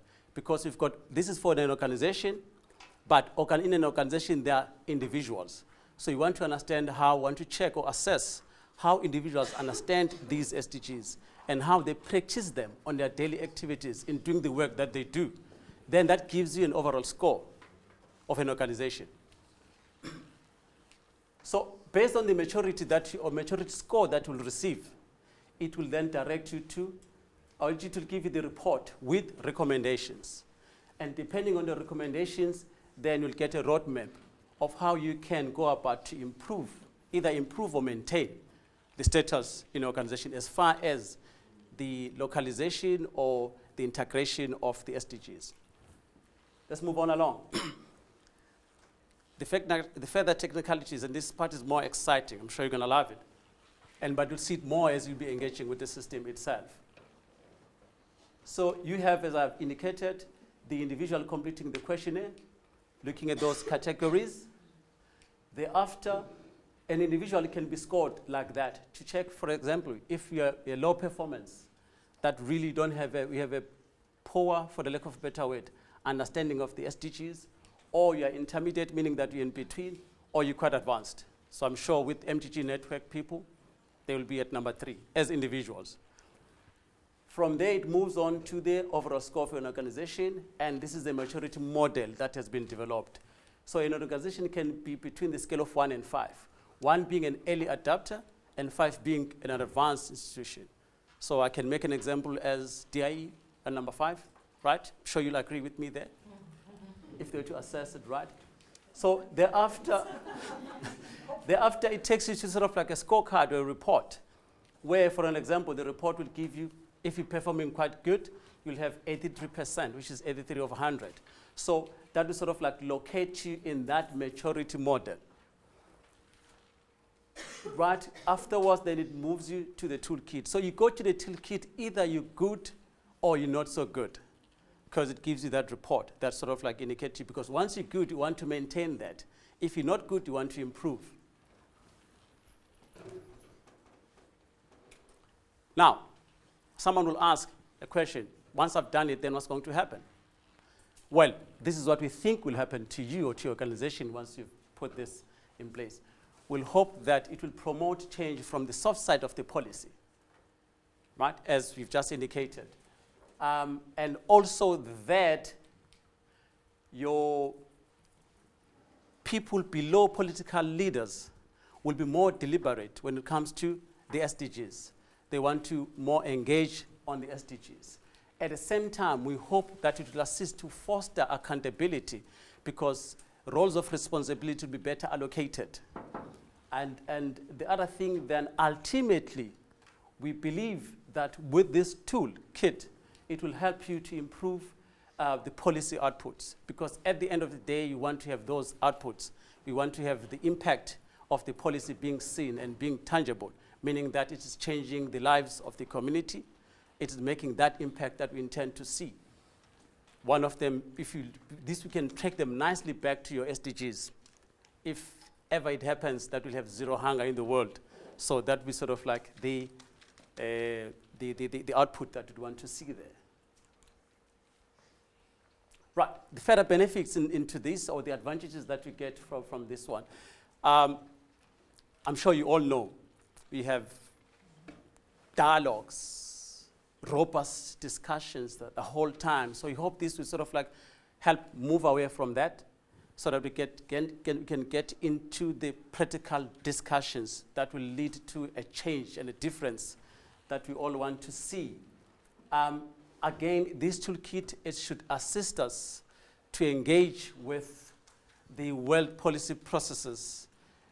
That means we're going to have, we hope that it's going to facilitate a process whereby you have the researchers as well as the implementers sort of like bridges that gap to assist to get both the theory and the practice working together. Now, again, we're hoping that this is going to help connect that knowledge between, collect the knowledge and the end users. And most importantly, this should assist to increase the visibility of the Managing Global Governance Network, because we're going to be out there. This is what we really hope is going to assist us with. And the link between the science and the research and the policy. So I believe this will also add in the benefits like that. Right, so we've sort of like come to the end of the first phase of the presentation. I hope you're still following me. Now we're getting to a more exciting part, the demonstrations. where you are now also engaging with the project itself. So I'm hoping that you're going to enjoy it, because this is quite a lovely thing, that tool that we hope that is going to allow you to see exactly what we have developed. So we have the instructions that I'd like us to follow, but before we can do that, so the way you are sort of like arranged, how you're sitting here, we've got like 4 groups. So we'll need a group that is made at least of 10. Each table, there'll be an organization. Perhaps we have South-South Cooperation here as group number 1. That's an organization. North-South Cooperation, the other side. North-North Cooperation, and so on and so forth. So we'll need to at least have 10 people on each table. So, and that table will represent an organization. So the people sitting around that table are representing the individuals of that organization. So we will then give you the instructions. So once that has happened, we'll also request that we choose one team leader that will then apply for the toolkit, because you cannot just get this toolkit. You have to apply for it. Then you get an approval. Once you receive an approval, you complete it, but the instructions, oh, there they are, they're up there. So please, if I can ask you, number 1, just form an organization, then choose a team leader. So the team leader will then apply for the survey. Don't worry, you'll have the approval immediately.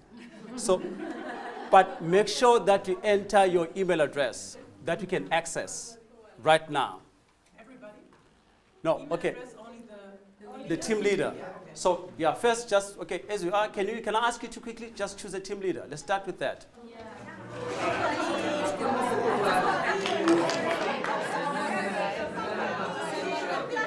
Okay? Now, there's a table that is short of people. Okay, number 1. Okay, this is table number 1. Can we have a team leader here? Okay, Joanna is a team leader. Can you please have a team leader here? Okay, she's a team leader. Are we having a team leader there? I can't see the team leader. Okay, who is the team leader there? Okay, all right, you're the team leader. Table number 4.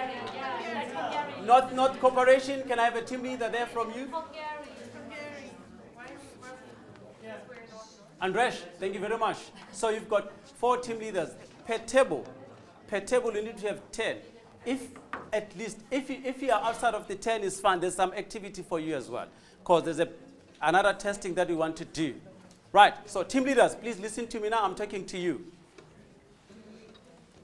Right, team leaders, what you're going to do, you're going to apply for a survey. We'll give you the link just now. You're going to apply for the survey, and in the application, it is quite important that you listen to this. You include your emails, right? Number 1. Number 2, you'll see when you're choosing there the number of officials in your organization. You put in the number 1 to 10. And then the time of expiration, you'll choose the numbers. But we'll assist you, but that's very important. Team leader, what you do is that you complete the survey. You can put in any name of your organization. So you find the name of your own organization. Put it there. Then the number of the officials should be 1 to 10. Right? At the end of the survey, you will see it. It will ask you how you want it to expire.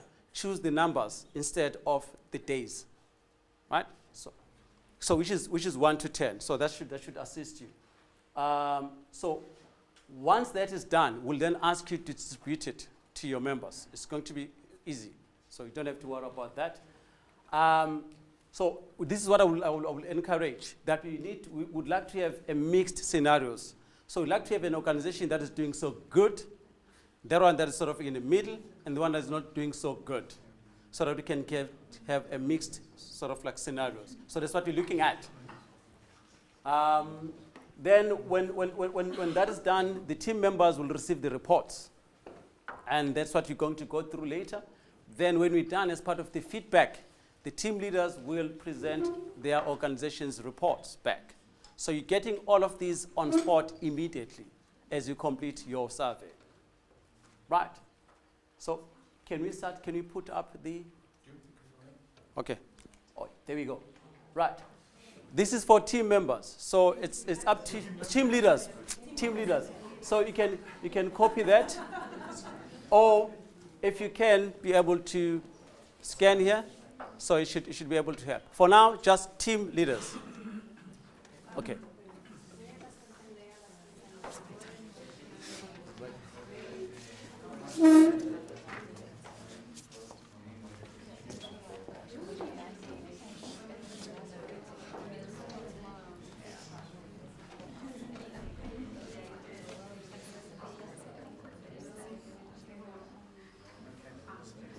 Got it done?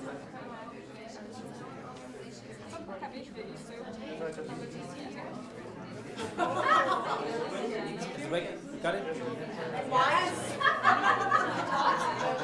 Okay, that team over there has been able, okay, the North has been able to get their application. Sylvie, you want to assist him? Thank you.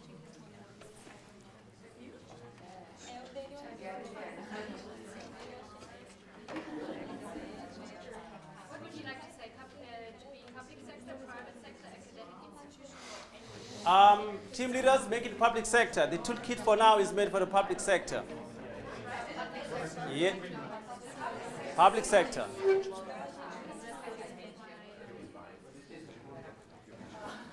Even if you put in all fictitious details, but your email has to be a correct email address. And it should be the email address that you can be able to access it now.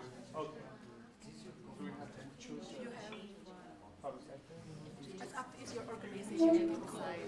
What kind of organization? What kind of organization?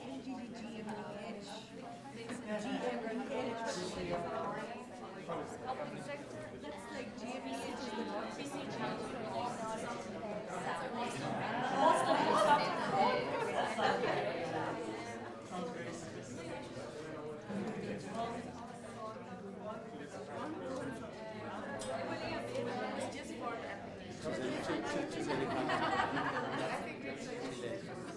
it's fine.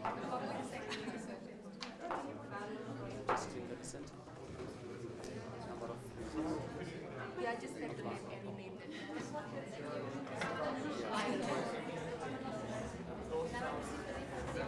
Yeah, he's okay. We've got one. All right. We have received for one organization now. We have received an application for one organization. So what is going to happen is that the computer is going to approve, which is our Carlos is approving it. Then what will happen is the team leader is going to get the link back, which will then be shared amongst the team members. Once team members, you've received that, you can then start completing the survey. Yes.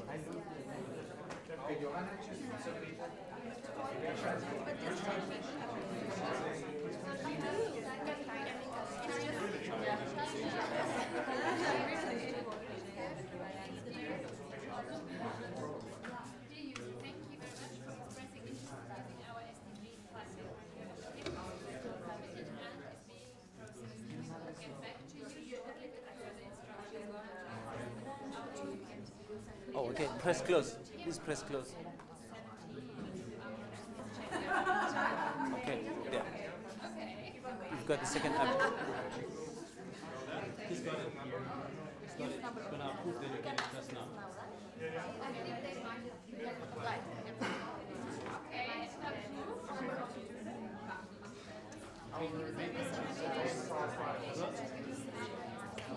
Got a second app. Yes?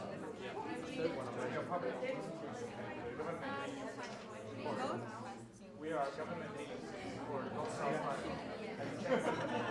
Interesting. Okay. We will check your email.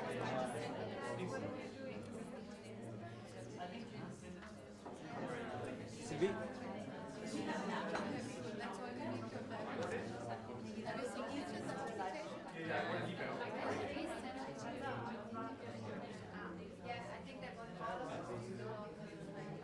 You get a complete it on your own. Yes.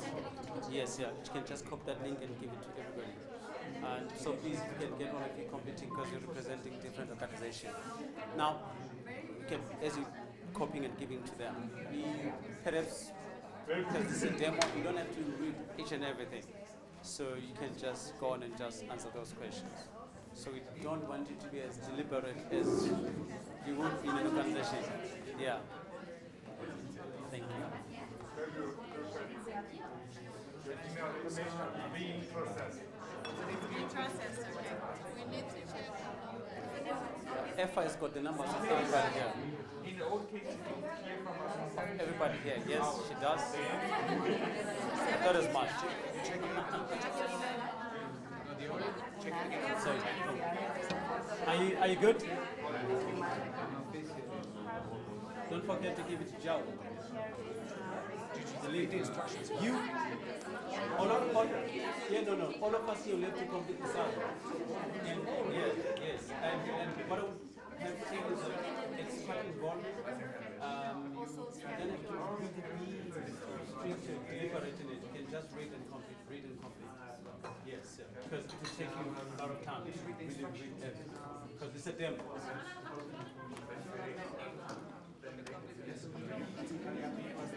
So we good? Are we all completing? I'm not sure. What's our status? I can't do that. Maybe it's better if we type it.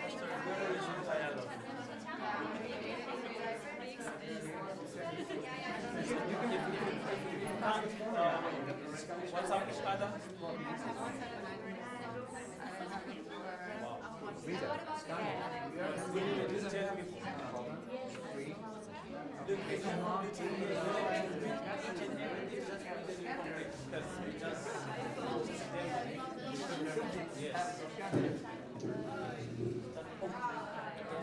Okay, yeah.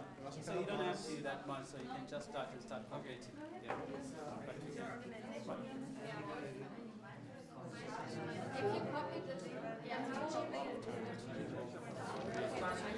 yes. Yeah.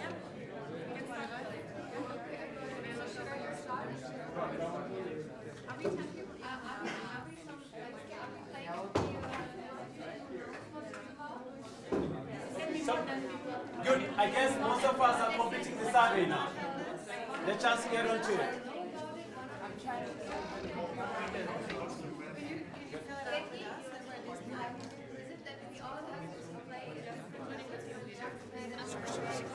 Yeah, okay, you guys know what. Yes, let's do that.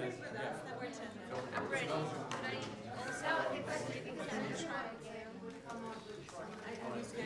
I'll find a team that is low. You can still scan this too. Is that going to work without me scanning it? If Amaya is sending it to me, I might. Can we have this group as this group that is not doing it so well? Yeah, not doing so well, yeah. I know you do. I know you know. Okay, we'll be the bad one. Yeah. Thank you, Amaya. Then I will not Wow, be started ready. Looking good. So I'll take this group that is sort of like in the mid. All of you feeling everyone here? We're not doing it so well, okay? Say it again? Yes, yeah, we'll put it together for you because they will all be linked to you. Yes.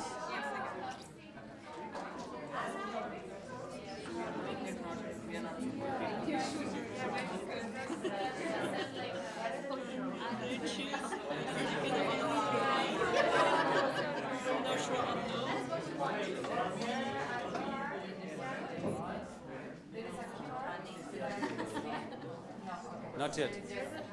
She's still applying. Oh, yeah. Yeah, because we've got 1, 2, 3, 4, 5, 6, 7. Yeah, at least 7, 8 of you are in the group, in the batch. Yes, yeah, good. Yeah, no, but yes, you said 10, no, I'm saying like in the 2019 batch. So if she can just send it in that group.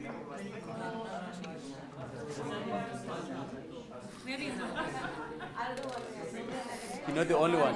It's the second person that I know here not using WhatsApp. Yes.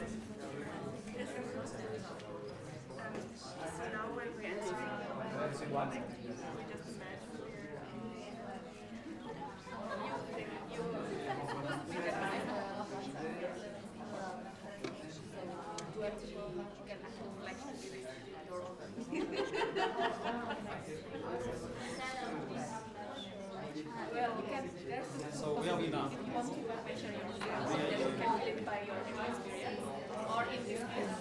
What? You're sending through emails? What is but in the real application, it's What?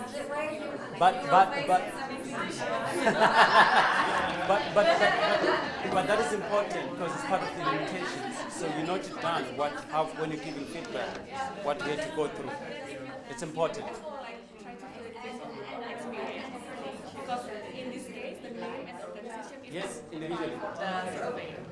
But in the real application, that's if we send this to the organization, then it's going to be sent filled in by the people in the organization based on the conditions.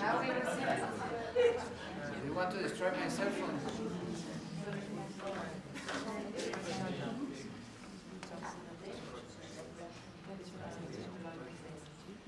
So should I go to this one? Yeah, you should answer. So this was, no, this is was,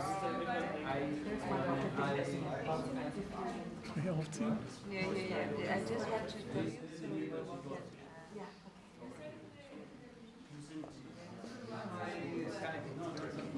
It's not that one.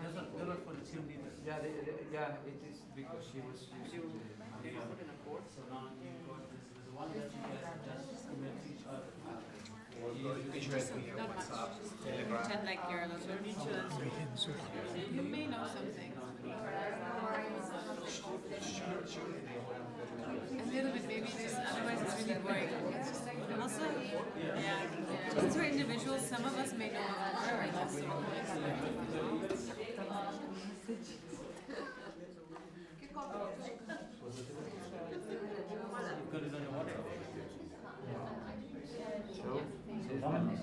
Should we answer being Yes, as an individual. But because of time, as I said, you don't have to be really, really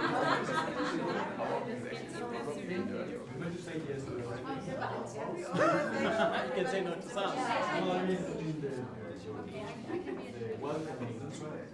Yeah. There we go. The first place. Yes. We should have like maybe just more. Yeah, we have the road of the all the good things. For a demo, but in an organization it's okay. The key things. That's why I did the answer that I think are correct. So good. So don't destroy the sentence. Okay, wait, it's not. How was the integration process? Very easy and smooth. No problem. I like the one that says, yes. When they asked how much about your work time they okay. So you have to take 75 to 100%.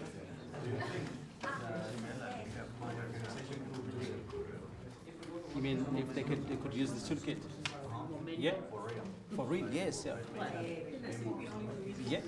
Absolutely. You see as we go on if they can use it. So it's going to be Yeah. Correct. Yeah. It depends. If it's that good, they'll use it. If it's not, then they will not. So we don't know. You get me? Yeah. But we hope our intention is that organizations use it at the end. But it depends. The organization will be like, no, thank you.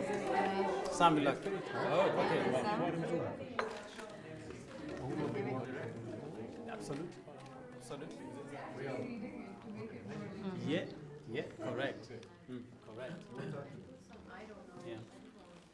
Yeah, Yeah. I was communicating about.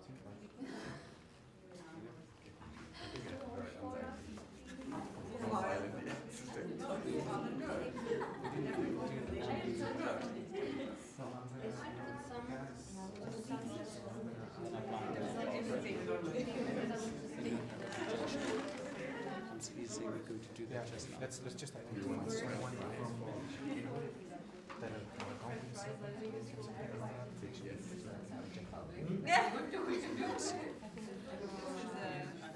MGG Live, they know that you have to take this down.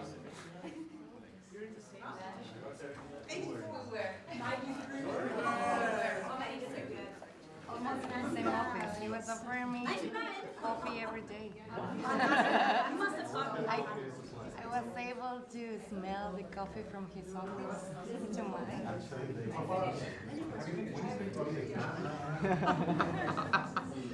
Where's Paul?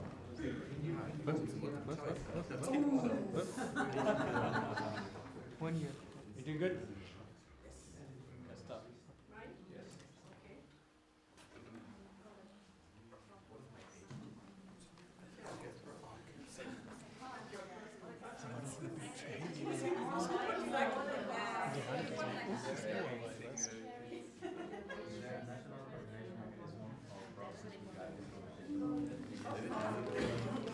In country. Yes. Thank you. Don't forget to put your emails, more especially for the team leaders. To look for my mails. To put in your email, yeah, at the end. Are you done? Yes, but Okay, no, it's okay. Did you put your email address? No, where should Can you, okay, we'll get Tatiana to put. Yes. I didn't see it where. I didn't see where to put it. It was right at the end when it says finish the survey, Yeah. just above there. Oh, I didn't see it. Can I go back? Because I don't know now, if I should answer like how was before or how is now. I think you can. Questions about my institution. will you be able to access it from here? Like now or before? Team leader, are you able to access your emails here? Please, as you finish the survey, just put in your email before you can write finish. Above there, there's a space to put in the email. You can. But that's an individual score. So I have to, even if I have Again, that's your individual score. If you read the statement, it says that if you want to know the overall score of the organization, then just enter your. You're doing good.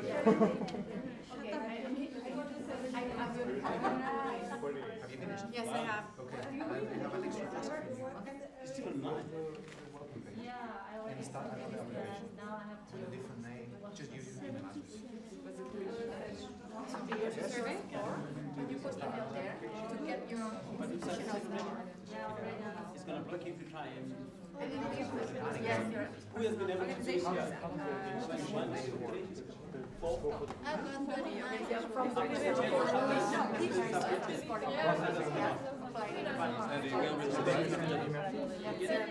If everyone finish, then the email will arrive.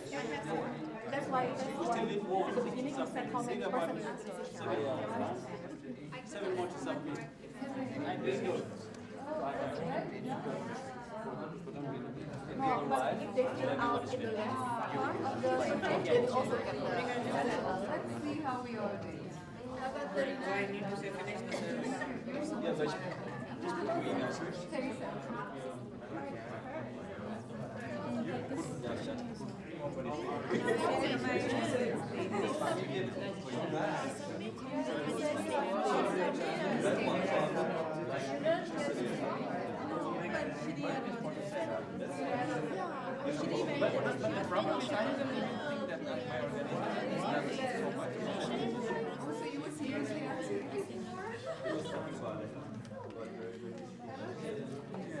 anything else?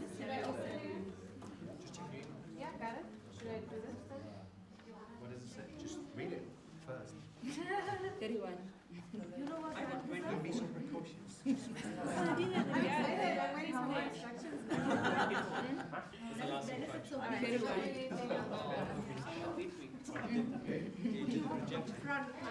It says wait for it. Oh, okay.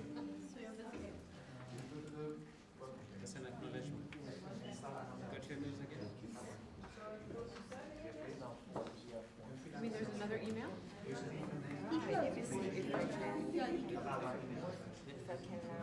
So when I do that,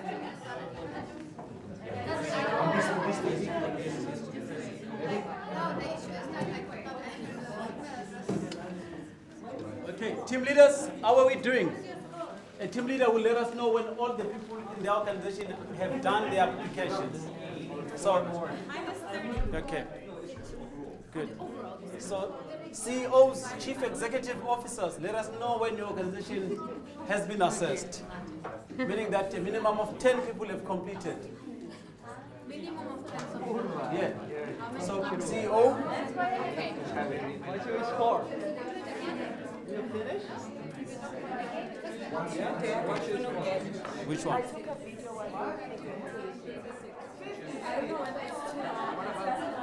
Ukuza kumina. So yenza masifike endlini izohamba. Ngiyabonga. Do you have your card? Not yet. I'm gonna do it faster. Yeah, go there. What's the score of every? It's interesting. I don't want to. Is it? But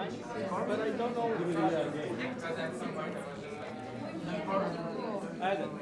But what's the score? Thank you. So score 43. You're in the second division.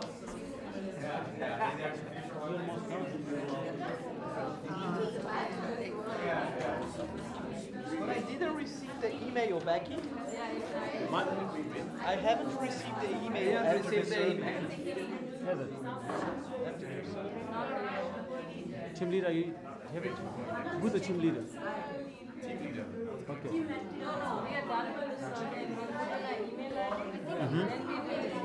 Okay, it's gonna come. Curva.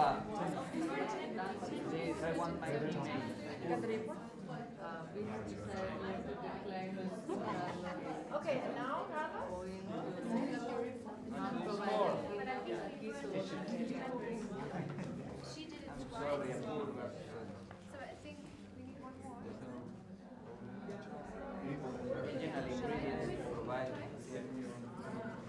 And now you just go like. 52. That's not bad.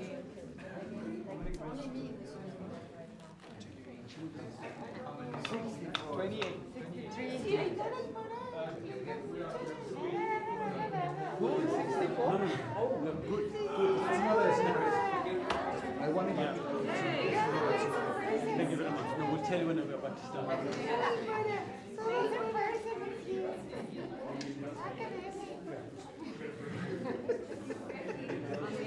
That's super.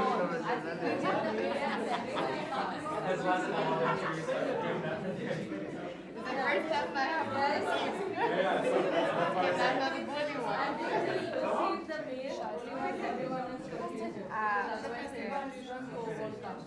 I haven't finished. I haven't received the email. But I was lying. What about you lying? I was just thinking. I was thinking. Imagine, like, I'm in the process of choosing my institution. Because I was thinking like my former institution, but then I was like, so I should choose my former president or my current president. Work. It's totally different. And I experienced both, so I was watching. But I took the one that I was more there. The former president. How I was working during those 5 years.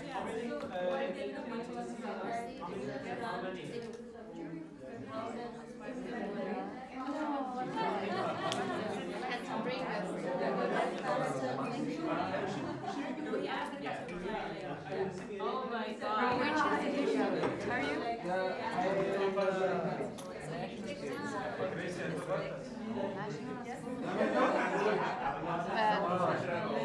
Sao Paulo. Just like a neighborhood or just qualitative?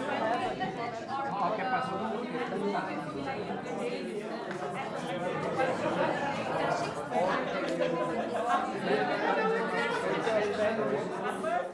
All kinds of careers. Because you have a professionalized workers?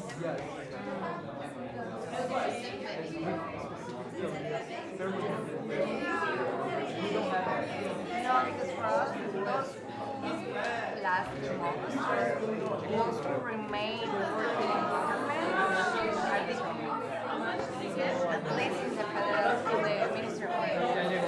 Those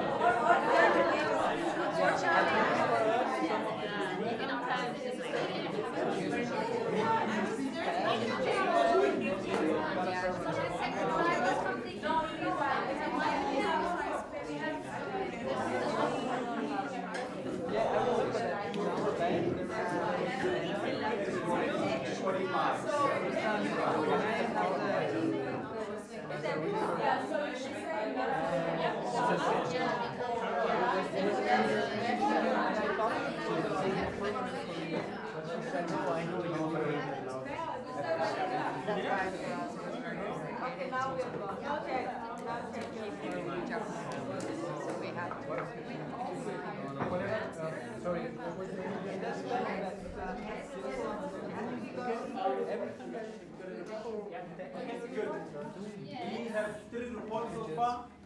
We're missing one. Team. What? You've got the report. Okay. Señor Carlos, everybody's got a report. Yes, yeah. 4 reports.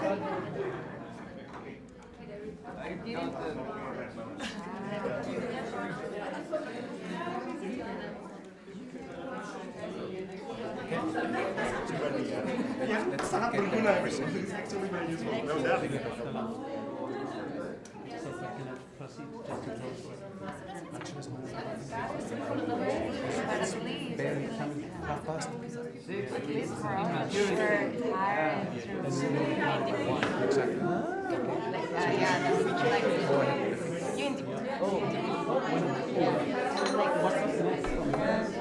But it was like a consultancy project. You indicate but at least to check the colors of those were high qualified. Guys, at the end of the report, similar at the end of the report, we are if you click on it, it takes you somewhere, right? Try that. I had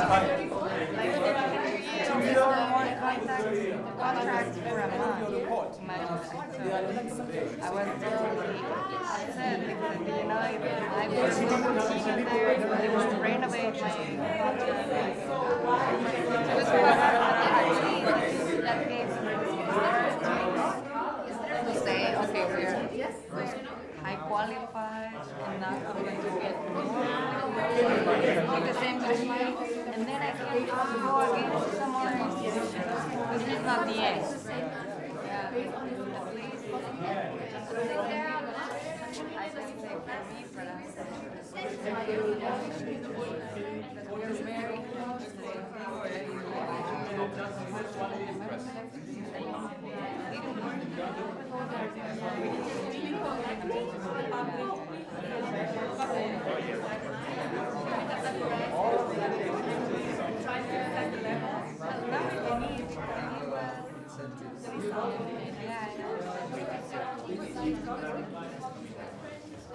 but she was not working.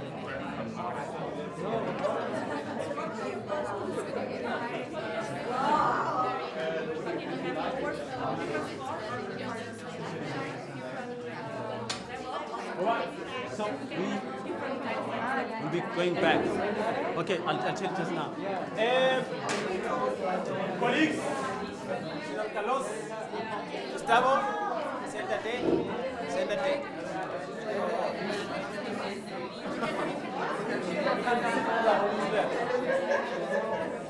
Okay, we are going to go live back again. Team leaders, we are about to go live back again.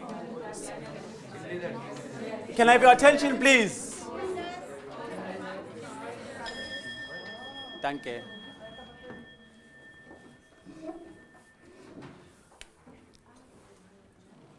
So, yeah, we good. You can start rolling.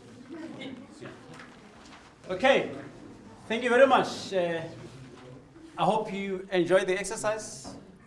Of course, with some frustrations there, and some questions fascinating, interesting, some questions maybe not so much, but that's part of the process.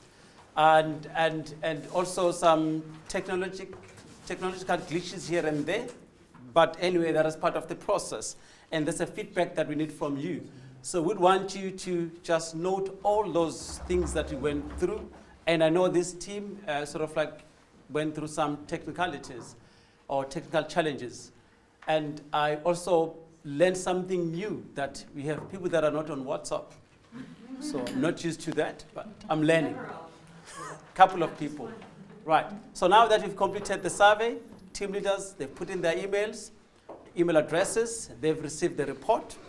So, and then as I've been speaking to other organizations here, that at the end of your report, first, at the top of the report, you get the score. That also indicates the maturity level that you are in your organization.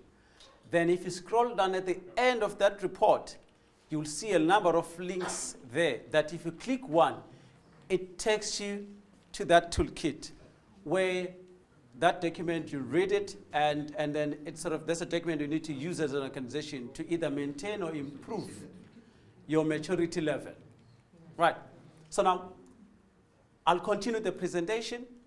Then when done, we'll ask that each team, obviously getting the team leader, give the feedback. So we need feedback from you. So right now, I'm just going to proceed with the presentation. Because remember, we stopped here at the demo. That's what we've been doing. Now here we are. You will see that this toolkit is not yet complete, not yet perfect. And then as we're working on it, we realized that there were limitations there. And I just want to take you through these limitations. The repository, which is that toolkit, you'll see it's not enough. We can still add more information in that. So we need a bit of more improvements. And the systematization of that as well is a little bit insufficient at the moment. That's what we still need to work on going forward. We have it in one language at the moment. The information is in one language, which is English. So we want to put more languages in that so that it's easier for people. That are people that are using it. We had a bit of a problem here with the colleagues that don't have, or participants that don't have WhatsApp. And then we also have to be online. So there's another limitation, that if you're using this, you have to be digital, you have to use online. Some people may not be online. So that's another limitation that we have picked up. So one of the things that we need to take into consideration when you're improving the toolkit. There's an assumption there, big assumption that we're making, that the organization will engage in modifying their SDGs related activities. I've got a question here from Christian. He was asking that, can my organization use it? Do you think they will use it? So we are assuming that they will use it. Well, obviously, depending if the tool is so good, they think it's going to help them. And we hope that with further improvements, it's going to be good. They can use it. So that's what we hope. But there's an assumption that we make, which is a part of the limitations. Now, we have already identified the areas that we need to work on in terms of improving the toolkit again.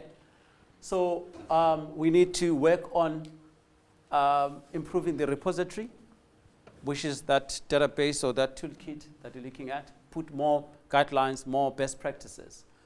Then at the moment, we are looking at the public sector. So we need to include other sectors, your research institutions, your NGOs, and businesses, because they sort of like differ. Dynamics or circumstances are different, so we want to tailor make it to those different organizations. We hope that, because at the moment we just have it in an analog, so we'll want perhaps do it differently. For example, infographics, digital storytelling. So those are the aspects that we need to look at in terms of improving the toolkit. Once all is done, we'll need a lot of PR effort that's going to go in there to market it, put it out there for people to use it. And there may be other toolkits that are there, so we hope that ours is a little bit unique, different. We'll have more, so we hope that that PR will assist with that. There are other various technical stuff or various issues that we still need to deal with. The security information. We have the issues of the criteria. So while you were doing this, all your applications were accepted, but we have demonstrated for others where they applied and then the applications got rejected. So we still need to work on the criteria on how do we approve or reject an application. So that's one of the things that we need to still working on. Where is information going to be hosted, the toolkit, where is it going to be hosted, where is it going to be kept, basically. So also, we know that people will be worried about the privacy of the information. So we need to deal with that. And if people are giving you the information, where is it going to be kept, how secure is it going to be? So these are the things that we still need to look at. Right. We hope that this will really assist the MGG network, all of us here, and everybody in the other countries, the participating countries, that it will help us to promote more policy advocacy, have more policy advocacy. It will help us to pick up, as we're picking up these best practices or policies. For an example, in your own country, you've used the toolkit, you've improved your policies. If your process is working better, it will help us to replicate such policy to another country or to another organization. So we hope that this will assist us, and that will be driven by yourselves, by this network. I am now at the end of the presentation. So, and I'm happy just to show you the people that were involved with this project. So you have Aluveri, which is MGG 12, myself, MGG 14, one of the best MGGs, as you know.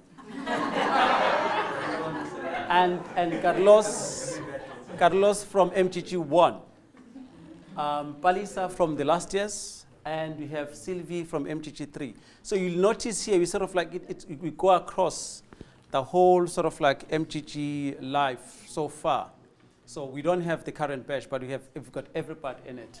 The name that is not appearing there is Tajana, who sort of like also assisted us, but gave us a lot of direction, because there were some challenges, so we needed some direction, so that helped really a lot. You have no idea how it helped us, I tell you. Right, so that's the end of my presentation. So this takes us to the point where we get the feedback from the teams. So looking at the report, looking at the interactions that we've just had on your tables or in your organizations. So we'd like to give that. So any team can go first. That will give us the input. So we'd like to having those feedbacks and the feedback, and then we'll be taking notes, we'll be documenting it. I'm not sure which team would like to start. Okay, we have this team. I don't know what's the name of your organization. What's it? South-South Cooperation. Yes, we're going to have South-South Cooperation that's going to give us feedback first. So perhaps what we'll do is that as they're giving the feedback, we'll take them. If you think it's been covered on your table, you don't have to mention it.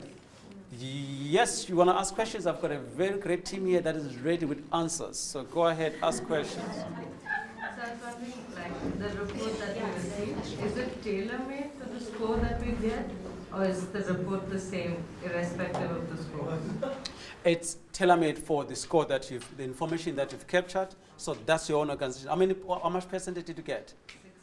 60. You've got 60. They've got 38 bad performers. How much did you get? 68.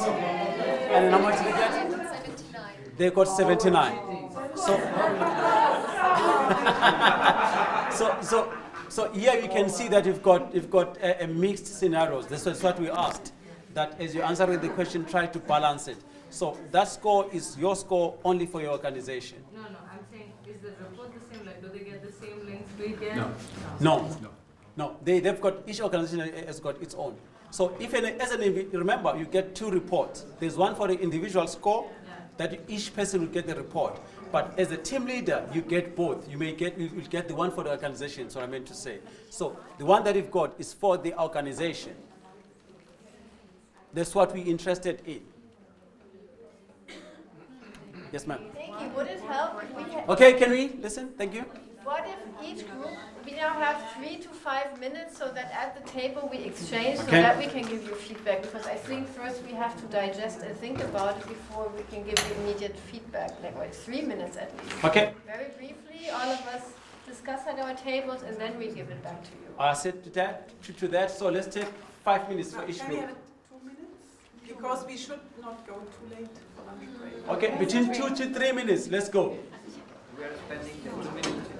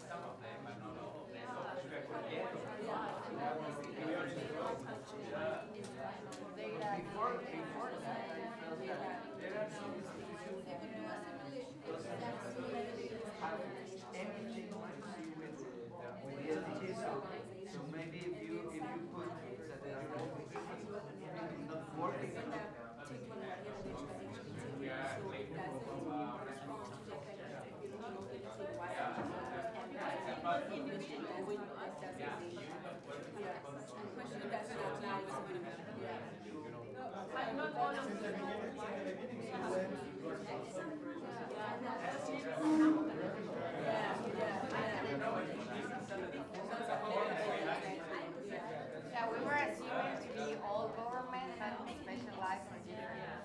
What I'm saying is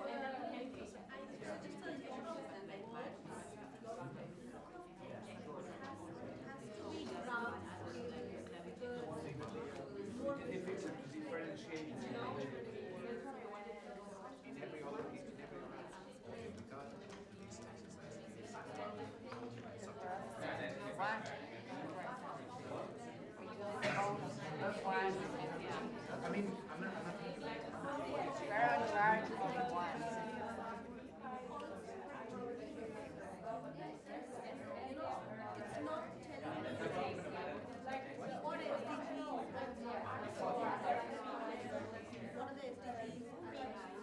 Does it give me my specific SDG competencies that I have? Keyword.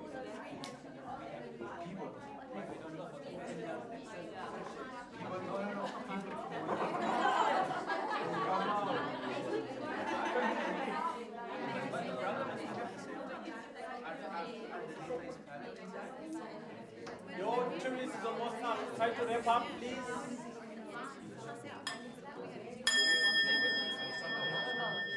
You've got 10 more seconds to wrap up.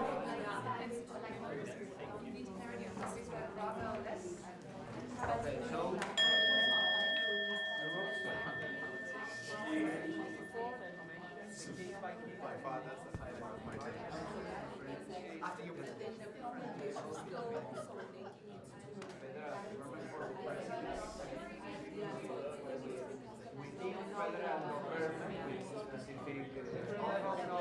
Okay, thank you very much. Can I please have your attention again? Thank you. Can we have one team that is going to start or one organization that is going to start with the feedback? Whatever that you've been able to gather, please proceed. Okay, I think we probably would have had more feedback, but regarding the limited time, well, first, thank you so much. It was really amazing to see what you have done, and I really liked the design. We haven't talked about that, but just my opinion. And well, just a few comments. We were thinking it would be nice to have a contact person if some technical issues won't work. We were wondering, what is your thought on why you need to approve or reject institutions? We weren't quite clear on that, and we thought, okay, why cannot everyone have access to the information, which is so important? And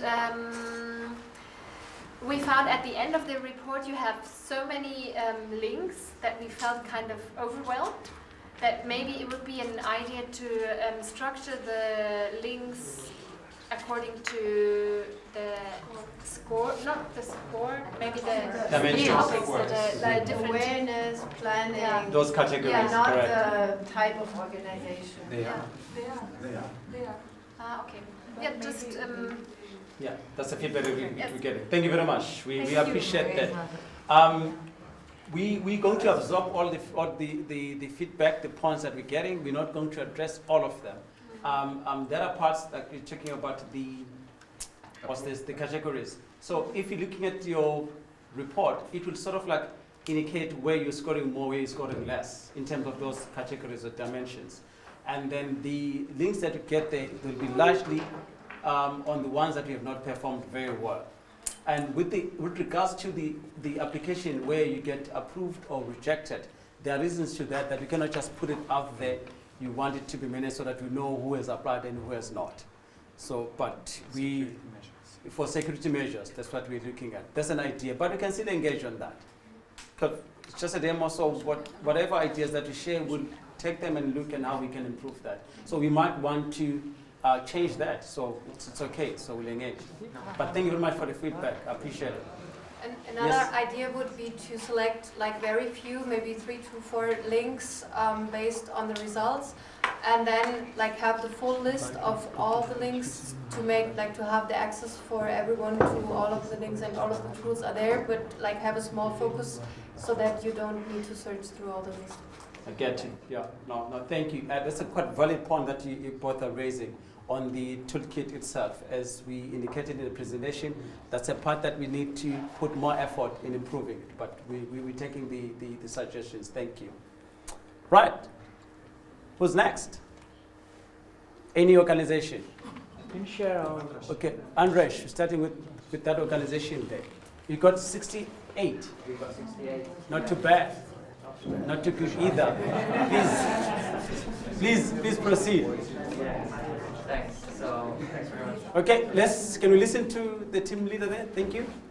Yeah, it was great. Very great tool. We really found the assessment part very much detailed and very useful. While joining Johanna, that's why we felt the assessment part more strong, because at the end we find the links a bit more abundant as well, and we felt like that instead of the links there could be developed a kind of action plan, or that could have been received a kind of real action plan where we don't have to explore more links, we don't have to read through long papers, just we've got that short points at the end that, hey, you have to focus on that 10 most important things to implement the SDGs more precisely in your institution. We felt like as an improvement, as well as we felt like that the assumptions can be a bit more refined and designed to the different sectors we are representing, like we were the BCG, the Bond Consulting Group, coming from the private sector, but we find some of the options not very well connected to a private sector company. And regarding the setting, just generally, if you do again, or we will do again this simulation, we would find more useful, a kind of more obvious instructions regarding we are an ideal company, and all of us feel like in the skin of an ideal company, or we are representing all companies or real companies, because depending on that, we were filling the questionnaire differently. Of course, but generally a great assessment tool. Very grateful. Thanks very much. Thanks very much. Thanks you. We appreciate that feedback, and the notes are being taken. So we've noted everything that you mentioned, especially on the repository itself, the point forms that you're talking about. So and everything. So we're taking that into account. Thank you. Yeah, can you go with that group? How much score did you get as an organization, by the way? 38. Thank you very much. Record 38. We are a research institution affiliated to the government. We are a newly created institution called North-South Dialogue to promote the North-South cooperation and to consolidate the role of the North countries in this process. But unfortunately, we have less experience, and we got relatively new, lower scores, only 38, and we have much room to improve, I think, in the future. And Lilia will explain why.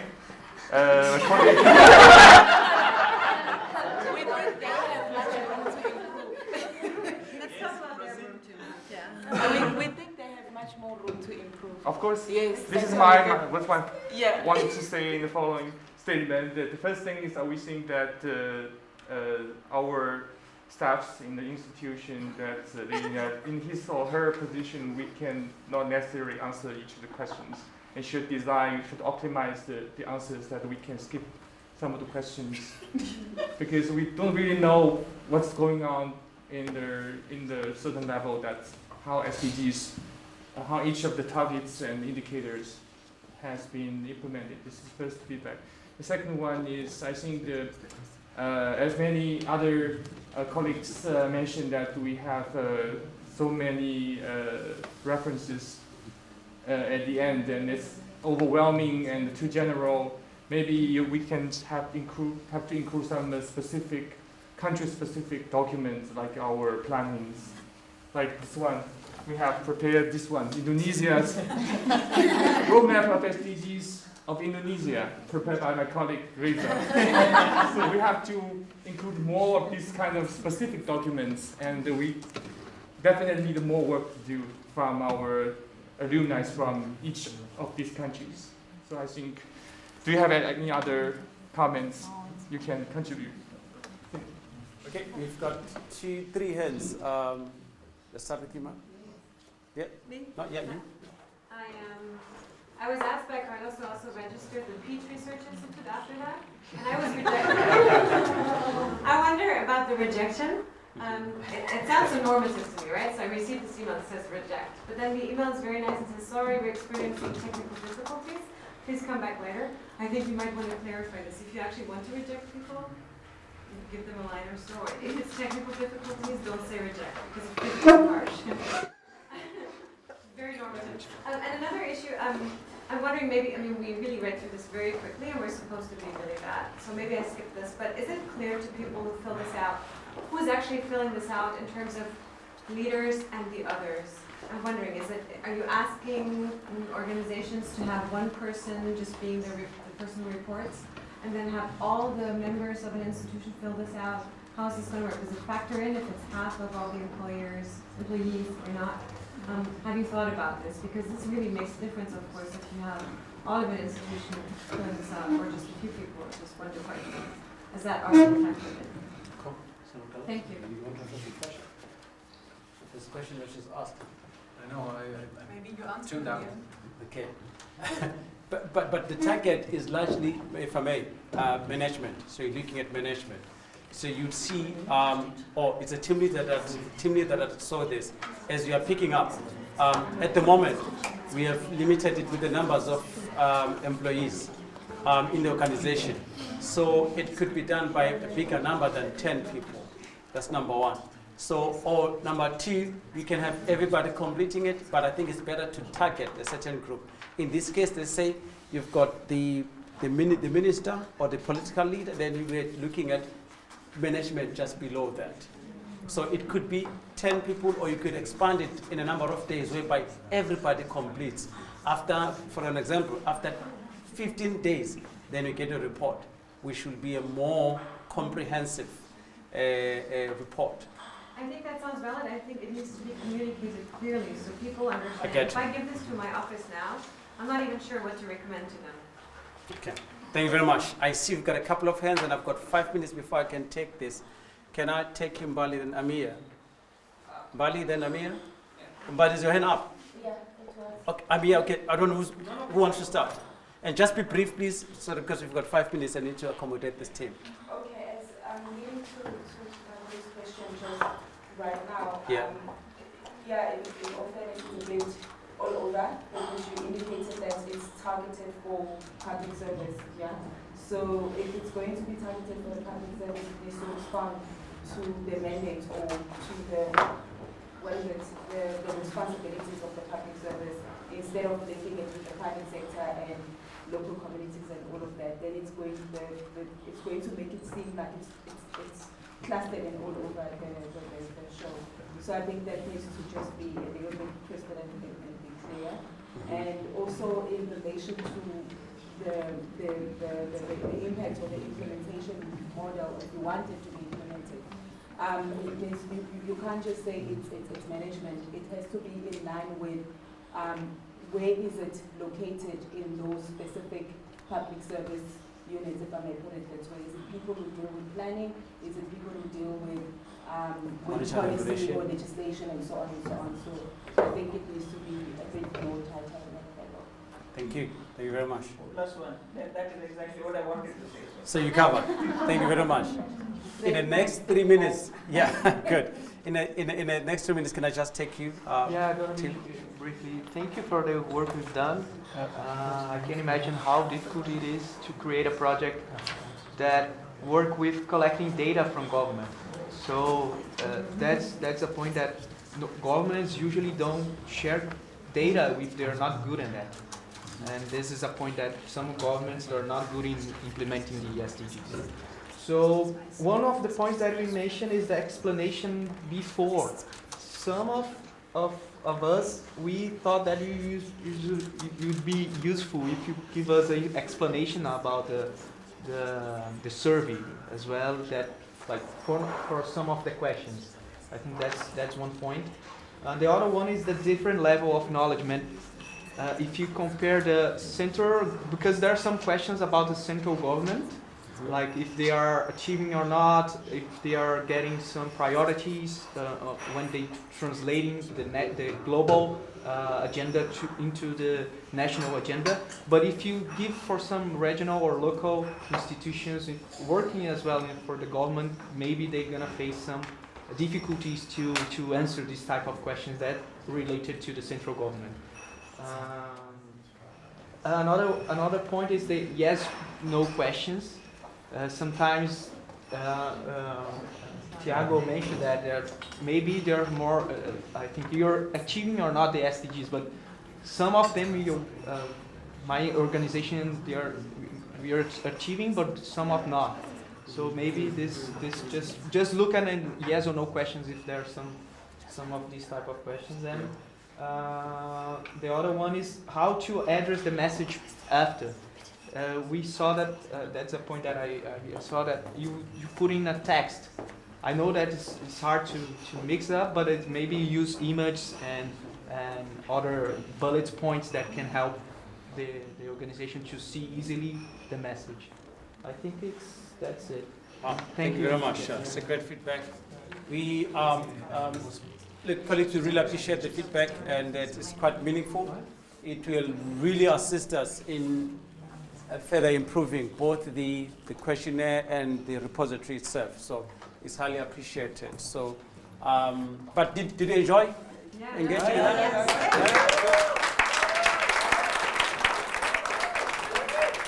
So, I'm representing them.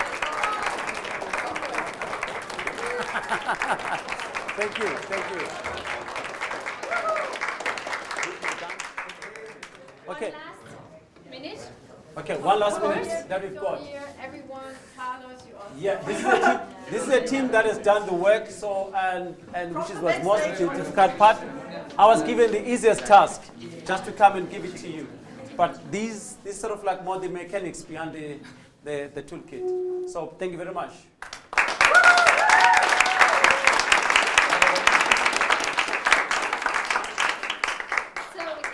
Thank you from our side for this wonderful, really amazing work. We can see that this was, I can even imagine that you made that in 1 year. That is really incredible.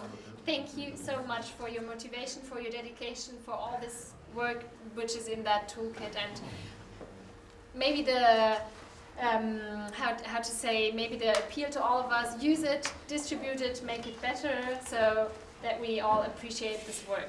Thank you so much. And this is our symbol, the medal, in the middle.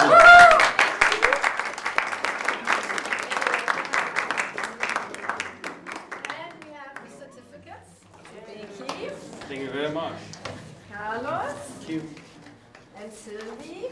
And the other ones will get it, of course, too. And maybe just one word right now, because you asked us for feedback, so I think what came was a lot of ideas how to improve it, but I really also want to underline it's an amazing work. I cannot believe how much effort you must have put into it to make this work, so I'm really, really impressed. And I think, I mean, we have so much in our network and so many ideas and different competencies, so I would love to see this develop further and really be put in practice and be one of our, MGG perfect, best experiences that we put into action. So, great. Thank you so much.